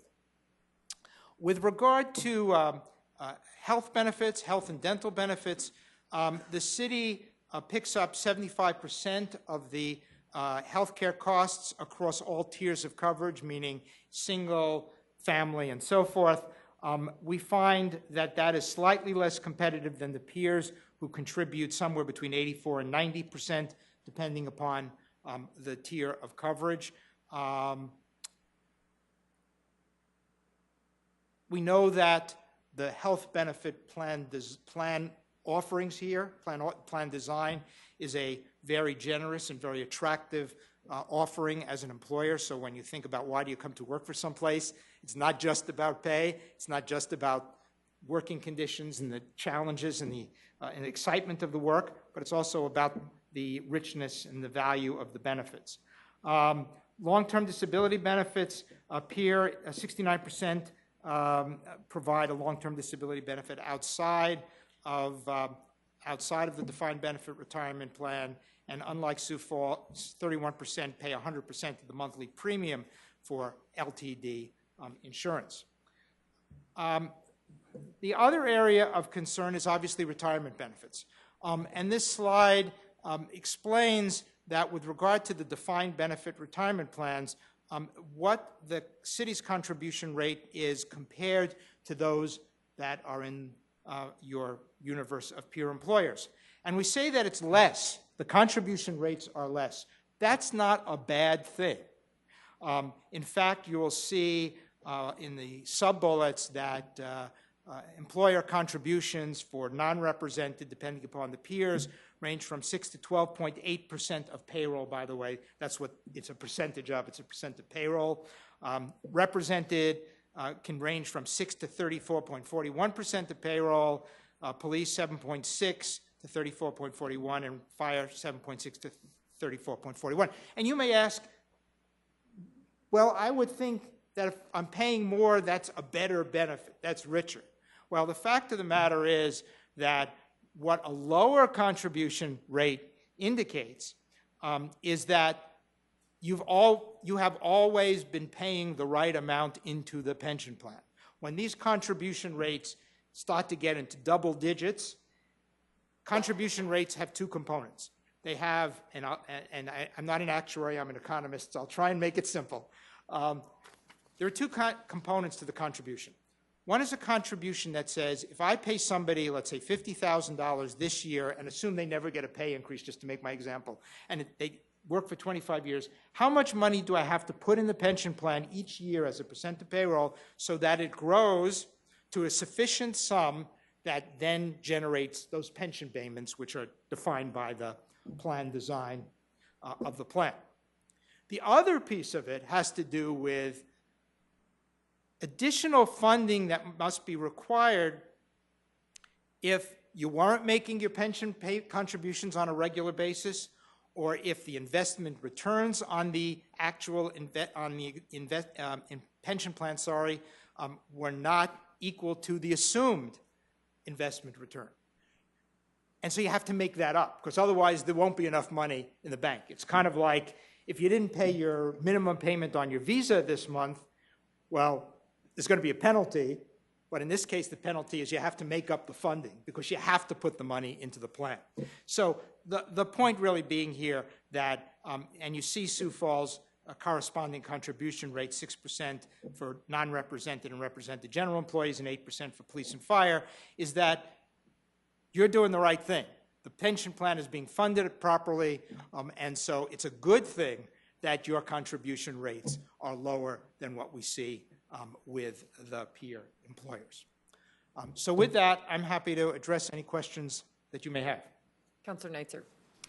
Thank you. I'm a numbers person, so I love the presentation. So it sounds like this is kind of the beginning of the analysis. For example, if I look and I see that, that there might be one of these that's in red, that the HR individuals may need to take a look and see the kind of the history of when they've put the job postings out. If they're getting no applicants, that's setting off alarm bells between those two that we need to bump it up. But on the other hand, if they're getting tons of great applicants, maybe it's not so big of a deal. And like I said, if there's other ones where they're in blue and they're being paid more than this average, but they're still having trouble getting applicants, or we know the market is hot here for that particular skill set, then it's not just an automatic, oh, we got to bump this one up, we got to take this one down. That's just the beginning of the... That's right. I'd like to say that what this is, and as Bill said, this has been done every 9 years. This is, I think, the third one that Bill referenced, that this is a diagnostic to give you a sense of where you are in the marketplace.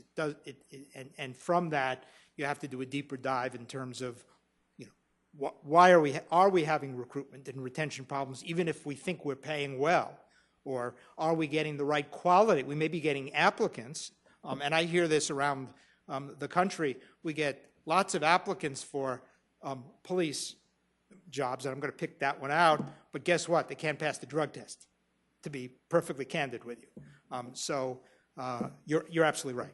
Can you talk to when you did the surveys of the private, because obviously private employers, I work for a private employer, it's a different animal. My base pay is higher than if I was to go work at a nonprofit or a government, but my benefits package isn't nearly as good in every respect, you know, so I would know if I'm going to go work for the city or I'm going to go work for a nonprofit, I'm probably taking a base pay cut, but I'm also going to get a pension and all these other things. So what kind of corrections do you make? You know, for example, if you have a civil engineer listed here and you know that in the peer cities, a civil engineer or the private pay for it is, let's say, $20,000 more a year. Well, what do you do with that? Because you've got all these, how do you get it apples to apples, I guess? Yeah, with regard to the private sector data, I would be remiss in saying that's a tough thing to get because of the proprietary nature of it. But I think there are some things that we do know. People think about paying their bills today before they think about retirement. So to use your civil engineer example, which is a really good example where we see this a lot, is that if the private sector firms, the engineering firms, are paying their civil engineers a lot more than a jurisdiction is paying, you're not going to be able to attract them. You're not going to get them. And then what's going to happen? I see this all over the country. You can't get civil engineers, so what do? You go hire more contracting engineering consulting firms, which actually costs you more money. So I think you have to take that into consideration in looking at the data. Obviously, you know, for some people, the value of a really bigger paycheck is more important. But other people, depending upon their stage of life, the idea of knowing that there is a defined benefit pension plan, which we don't see in the private sector, is important to them. But I do think that when you talk about recruitment, when you're getting new people in, and generally earlier in their careers, you got to be real sensitive to pay, because they're going to be looking at pay first in any offer, any posting, or what have the case may be. Okay, very good. And last thing before I defer, who decided which would be the representative jobs of these 70 or so? And is that something that's just done everywhere, or do you work with that individual HR department to figure out what do you want to pick out? I mean, how does that decide? It's not the same in all places, to the first part of your comment. The second part is what you do is look at the statistical distribution of employees by job title or by job series, so that there may be multiple levels or related jobs like account clerk, accountant, senior accountant. I'm being a bit hypothetical, but that's the kind of thing that you go through, and then you try and pick out jobs that are representative of the functions across the city.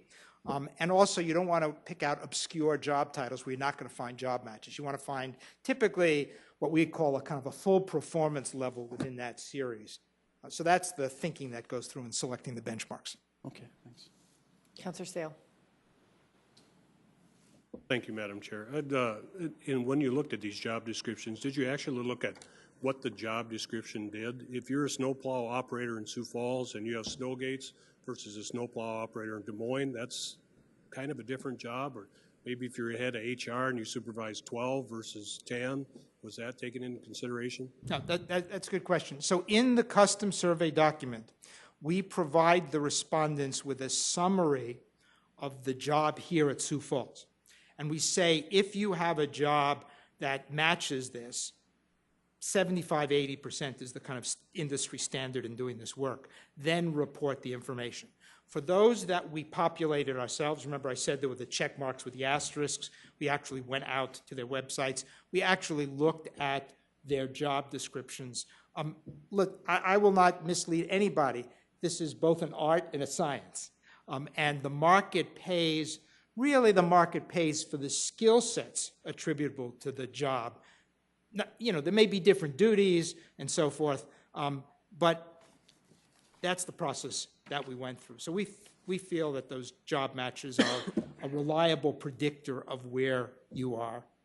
Did you also look at employee turnover at any point through in the other cities versus Sioux Falls, the turnover and how that would affect it? No, that's a good point. We did not.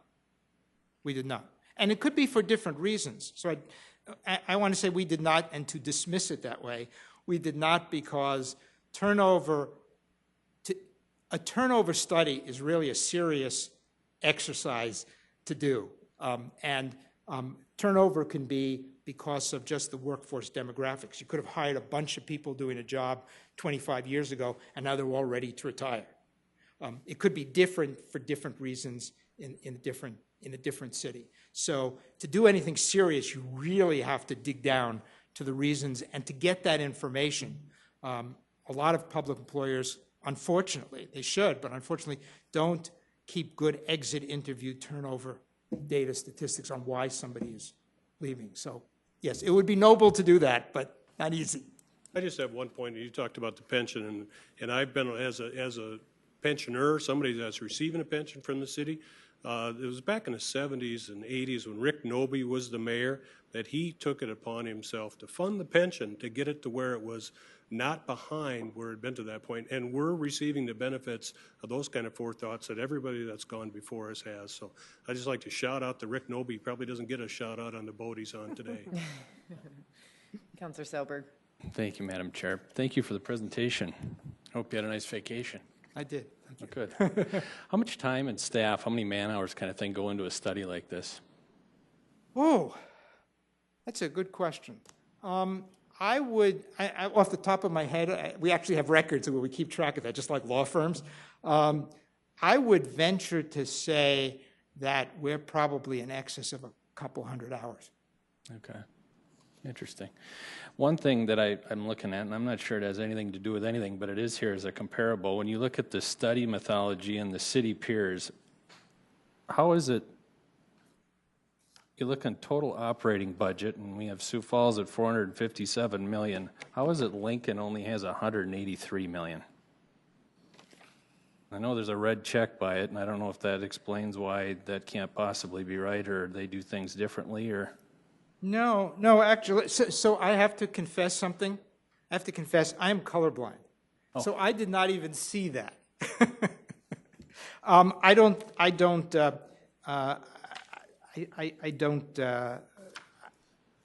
can't answer your question. It's yeah, anyway, that kind of sticks out, like, especially if you're using it as a comparable. That was curious.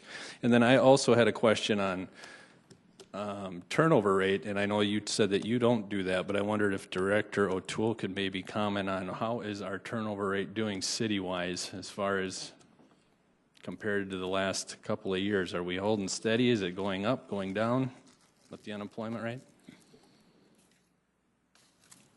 I've got a lot, I've got a lot of paper, and I have that information in here somewhere. I would tell you our turnover rate is very low. Mm-hmm. You pull, I mean, retirements are part of your turnover rate, but when you pull those out, you kind of really get after the people that are maybe leaving you for various reasons. It's even lower. So we're actually very confident and comfortable with those turnover rates. They're just very good, and that is part of what you look at when you're looking at whether or not a position is below market or above market and all those things. You're looking at your employment data. How are your applications? Are your application numbers going down? Or are they going up? What's your turnover rate from a retention standpoint? We are looking at that in relation to this data as well. That's a lot of why you do this, right? Yes. Have the study, and yeah. But we track all of that actually very closely and on an annual basis by each of the respective groups, so we can parse it out to know what's our turnover rate in fire, what's our turnover rate in police, what's our turnover rate in general, and an aggregate turnover as well. Okay. Thank you. Councilor Staley. Well, I've got several little things I want to talk about. First of all, we're talking about turnover rate. I don't know if you interviewed actual employees here, but I do think that working for the city of Sioux Falls is considered a very good place of employment by a lot of people. So that's a good thing, and I think that would account for why we have a low turnover rate. I will piggyback on what our Councilor Selberg was noting. I'm looking at these cities that you've referenced, and I love when we do comparables. I think that's great. But when we talk about Boulder, Colorado, that has more employees than we do, and then 1,000 more, over 1,000 more, and their budget is $100 million less, or a little less than 100 million. We see this across the board as I look at these cities. What does that mean? Does that mean that? And let me even go back farther. Is the full report available? Yes. Okay. Oh, I'm sorry. What's your question again? Well, like the full report, so we have that? You will have it. We're gonna go back and we're gonna send I'm sorry, I need to be to the Oh, mic. I'm sorry.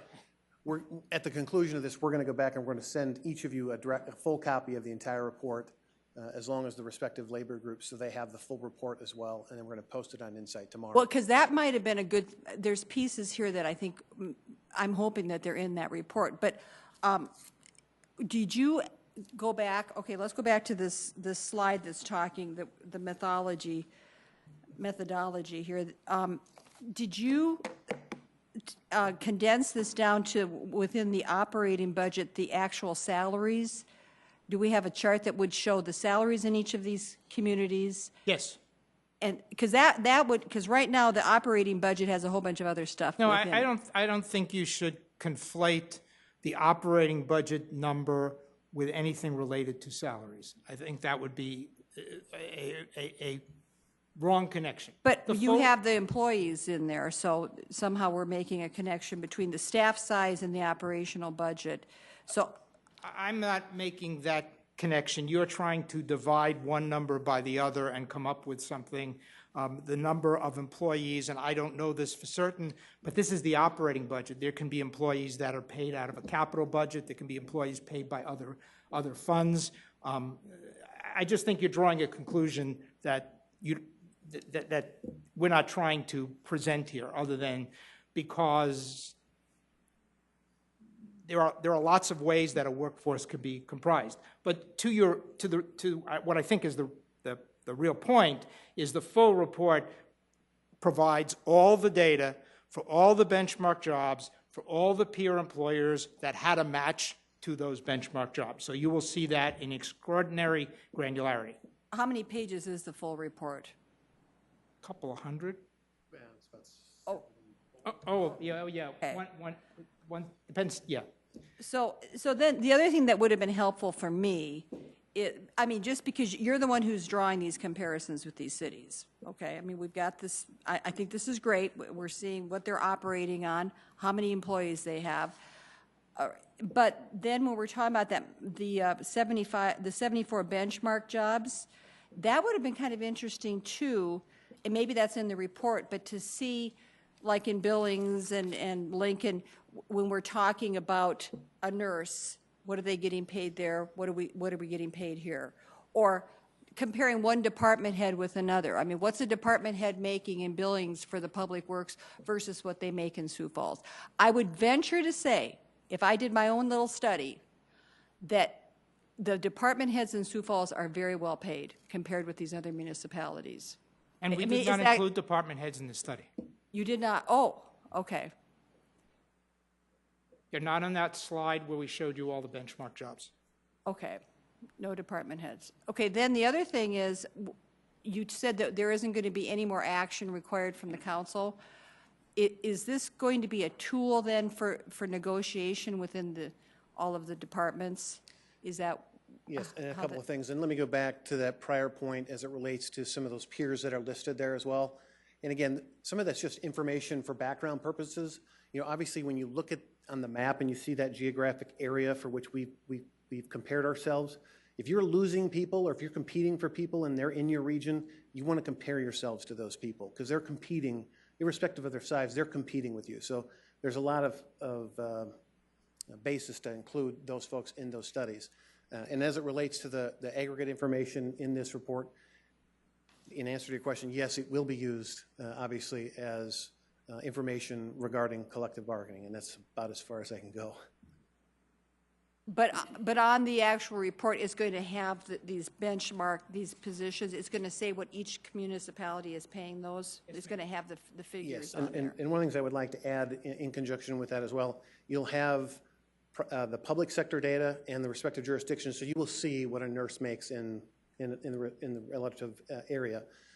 If there is private sector data where there's a similar match, that's also shown. And what Siegel Waters did with that information is they equally weighted the private sector data with the public sector data to make sure we're competing and getting a competitive rate and analysis out of that. So when you get an aggregate scoring, if you will, on the minimum, midpoint, and maximum of the range, that's going to include private sector data as well.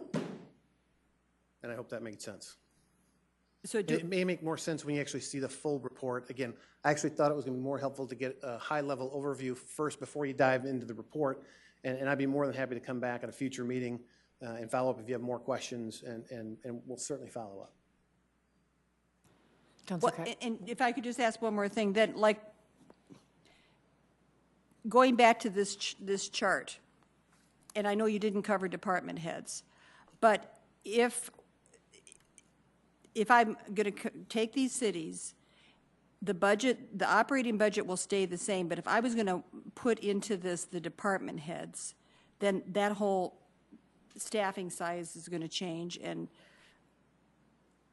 Now, that's not something we looked at, but I understand your but point. do you ever do that kind of a study too? Do you ever look at those things? So we just didn't, but we've never done that here. Have we ever done a comparison with department heads? Or The 2009 study, I don't remember the exact number, but that did include department heads at the time. And when we engage in these studies, you try to mix it up a little bit, because obviously a department head is a single incumbent position.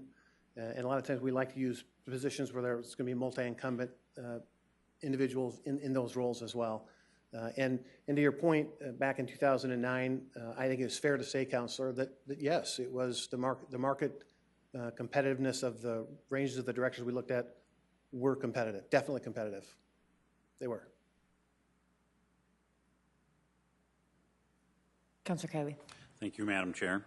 Again, the purpose of the study is to determine our ability to attract and retain a quality workforce, which is extremely important if we want to meet the needs of the public here in the city of Sioux Falls.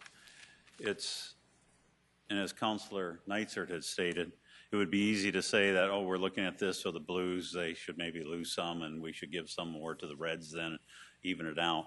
Well, I would like to contend that there's an advantage to the Blues, and there's maybe a reason why you should aspire to get to the Blues with all of your categories, because with that low turnover rate, that doesn't necessarily mean that there is just, the city is unnecessarily paying dollars out and that we're not getting anything in return, and it's just creating this great work environment for personnel versus other jobs in the city. There's a big payback for the city, because that with that retention is a history that comes along with that, and a knowledge and the ability to do their job and to deliver the service to the citizens of Sioux Falls. And also, with retaining good employees, that means you're not investing in training new ones too, which there can be a huge investment with our police officers, with our firefighters, with our metro management staff. Months and months and months go into training before they see day one on the job. And that's not without a cost. So to keep those people by getting them into the blue is a big payback for us. It's a good investment. Thank you for your work, and it's apparent to me that the right person and the right organization was selected for this job. Thank you very much. Councilor Neitzer. A few pieces of commentary and then a question, and it's probably for Director O'Toole. The first thing I would say is I would caution everybody to be very careful about drawing conclusions based on incomplete data. For example, the total operating budget, general fund budget for these different cities. You have different states, you have different cities. We have no idea what other kind of funds they have, what kind of state programs there are. So general fund is probably one small piece of all of their deals. They may have gigantic funds that we're not even aware of that makes where we can't say that.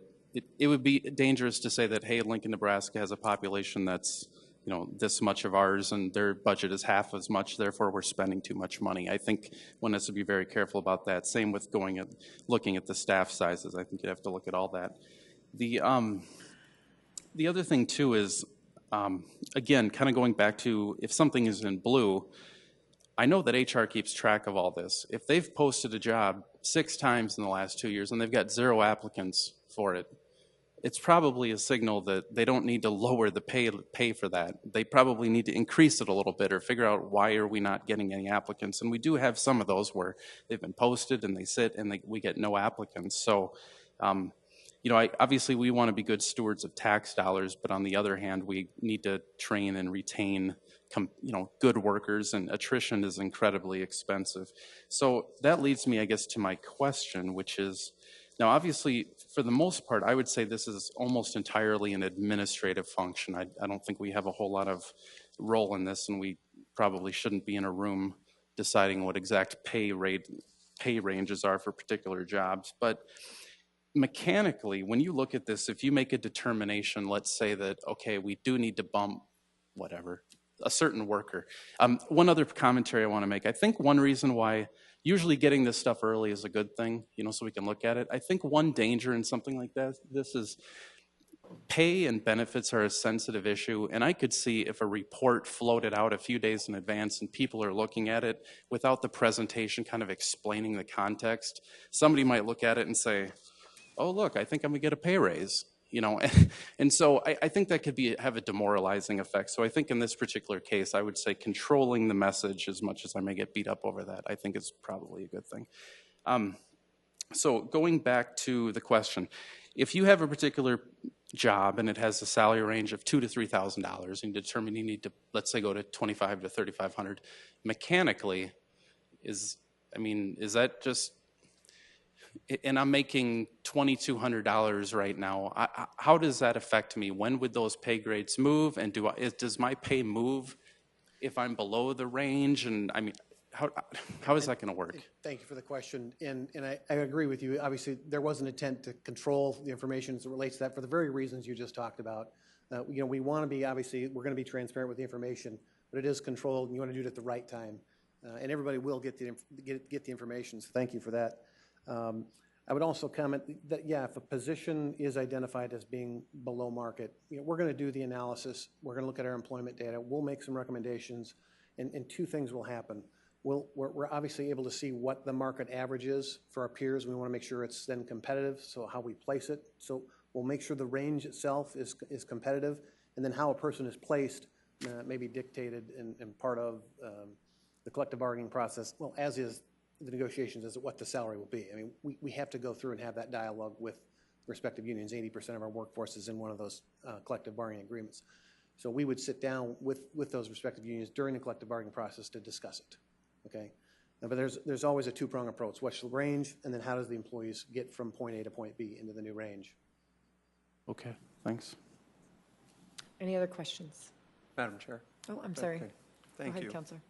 Thank you. I guess, Director O'Toole, this is probably as much for you. Maybe we'll see where we get. But one of the things that I wanted to point out at the end of the presentation is that we talked about retirement benefits and the city's cost or contribution to those retirement benefits. I think from this study from 2009, there has been a considerable, and I keep trying to push back the word cut, and I don't mean to use the word cut, but we've made significant changes to our retirement benefits of what new employees will get, and that number will probably stay fairly low because we know what that number is. And I think we're all impressed by the South Dakota retirement system's return on their investment and what they do. But it is significantly different than what pensions were for city employees prior to moving, and there's a definite cost savings, I guess, is probably the safest way to say that. Yes, there is a difference, and thank you for bringing that up too, that the numbers illustrated in that report were the new SDRS numbers, not the old numbers. I mean, it obviously makes sense to what you're using today as people are coming in the door, and those are fixed rates. They're both defined benefit pension plans, and I think it would be fair to say, without getting into too much detail, that the SDRS pension benefit was less rich than the prior.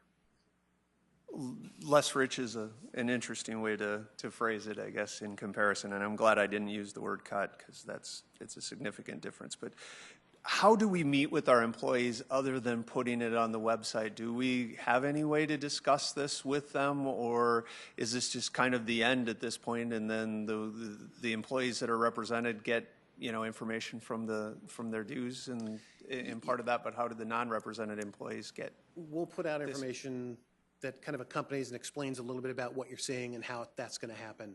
The reality is we're required by law to engage in those discussions with the respective labor groups, so that is predetermined, and our employees, they understand that. We'll also engage each of the respective departments. In fact, we already have. So if something has been identified, we've already developed that communication piece with them, and we'll continue to reach out with those folks, so they'll have an opportunity to ask questions as we're moving through. The one other question, I think I know the answer, but this, in the scope of this study, we didn't look at gender, race, ethnicity, any of those type of things of how we're attracting different, whether it's minority groups or women as part of this, and whether pay influences that. We did not, and I'm not even sure how you would do that. Now, I would turn that over to our consultant to see if he has any idea on. And so actually, that's the topic du jour across the country. What one does, to be very brief about it, is look at those jobs that are typically male-dominated, those jobs that are typically female-dominated, and even if there's no gender particular predilection one way or the other, whether women in a particular job title, given years of service, are paid differently. Now, what's interesting is when you have a step-based pay structure, which drives movement through the pay range based upon years of service, that's really a gender-neutral type of system, as opposed to in the private sector where we have these open pay ranges, and, well, if you're a man doing at the same performance level as a woman, but because you're a man, I'll give you a 10% raise, and if you're a woman, I'll give you a 5%. You read all those articles that are around. But there is some rigor to a step-based pay system to prevent that. Now, what you don't know is what we call male-dominated jobs, blue-collar, female-dominated jobs, pink-collar jobs, whether those jobs that have similar requirements to them are being paid differently. That would be a different type of study. No, and that's, the other alternative is time the only thing that makes you be the best firefighter that you can be? You could be the best firefighter you could be, but you're going to wait 12 years to get to the top of the pay range to be sufficient at what you're doing. Obviously, experience and time in whatever job category it is a significant benefit, but it doesn't necessarily guarantee that you're the best is there too, and that's finessing what we're doing here a little bit, but wanted to at least address it a little bit. Happy to answer. Thank you. Just a couple, if there's no other questions, I'll just follow up with a couple questions. As far as what are the next steps, I know you don't need us as a council to approve anything since the report was already approved, but how does this impact the employees across the board? Will you go to those directors, and then on top of that, are there any trickle-down effects that if one person is given a raise, does that increase others in other areas, even though they weren't black or red or green or purple or whatever? That's correct. That analysis will be done in conjunction. So if you are taking a position and moving it, you are looking upstream, so to speak, and maybe sometimes a little bit side to side to see if there's anything that's so similar to that position that you would need to make a move. That would be part of any analysis that we would do. And ultimately, where the council would get involved is through the adoption of the budget process and the adoption of labor agreements. That's where the policymaking authority will come in as it relates to any of this after we've collectively bargained with the respective unions and dealt with the non-representative groups as well. Wonderful, thank you. Any other questions? And if I could just, one last thing, I want to emphasize this again because this body has been very supportive of the Human Resources Department to do this work. It's not an inexpensive proposition. We know that, but this is very key to obviously getting a quality workforce for the city of Sioux Falls. We believe we have that, and we want to do everything to protect that, and we appreciate your support. Thank you. And I do see the benefit in hearing kind of the conversation amongst ourselves, see the benefit in as you do meet with the directors and talk about that upstream or any of those other things. I think it would be certainly beneficial for another time for you guys to come back and maybe just give us another highlight of what that report looks like. It's a couple 100-page report, and we're part-time counselors, and so to hear additional details from the experts is certainly helpful for all of us. So thank you. And thank you for being here. Welcome back. My pleasure. And I may have overstated 200 pages. I was thinking double-sided, single-sided, that sort of thing. Depends on it is substantial. It depends on the font size too, so it's all good. Thank you so much. Okay, seeing none, is there a motion? Yes, Madam Chair, if I may. Yes. I move that we move into, or I make the motion that we move into executive session regarding discussing the qualifications, competence, performance, character, or fitness of any public officer or employee or prospective public officer or employee. The term employee does not include any independent contractor according to South Dakota Codified Law 125-1. Second, Nitzert? Okay, and then we'll take a roll call vote. Council members Erickson, Yes. Kylie, Yes. Nitzert, Yes. Selberg, Yes. Sale, Yes. Star, Staley. Yes. Thank you so much. We will ask everyone as they're moving out, run to the restroom fast, and we will convene for our executive session. Yep, go ahead.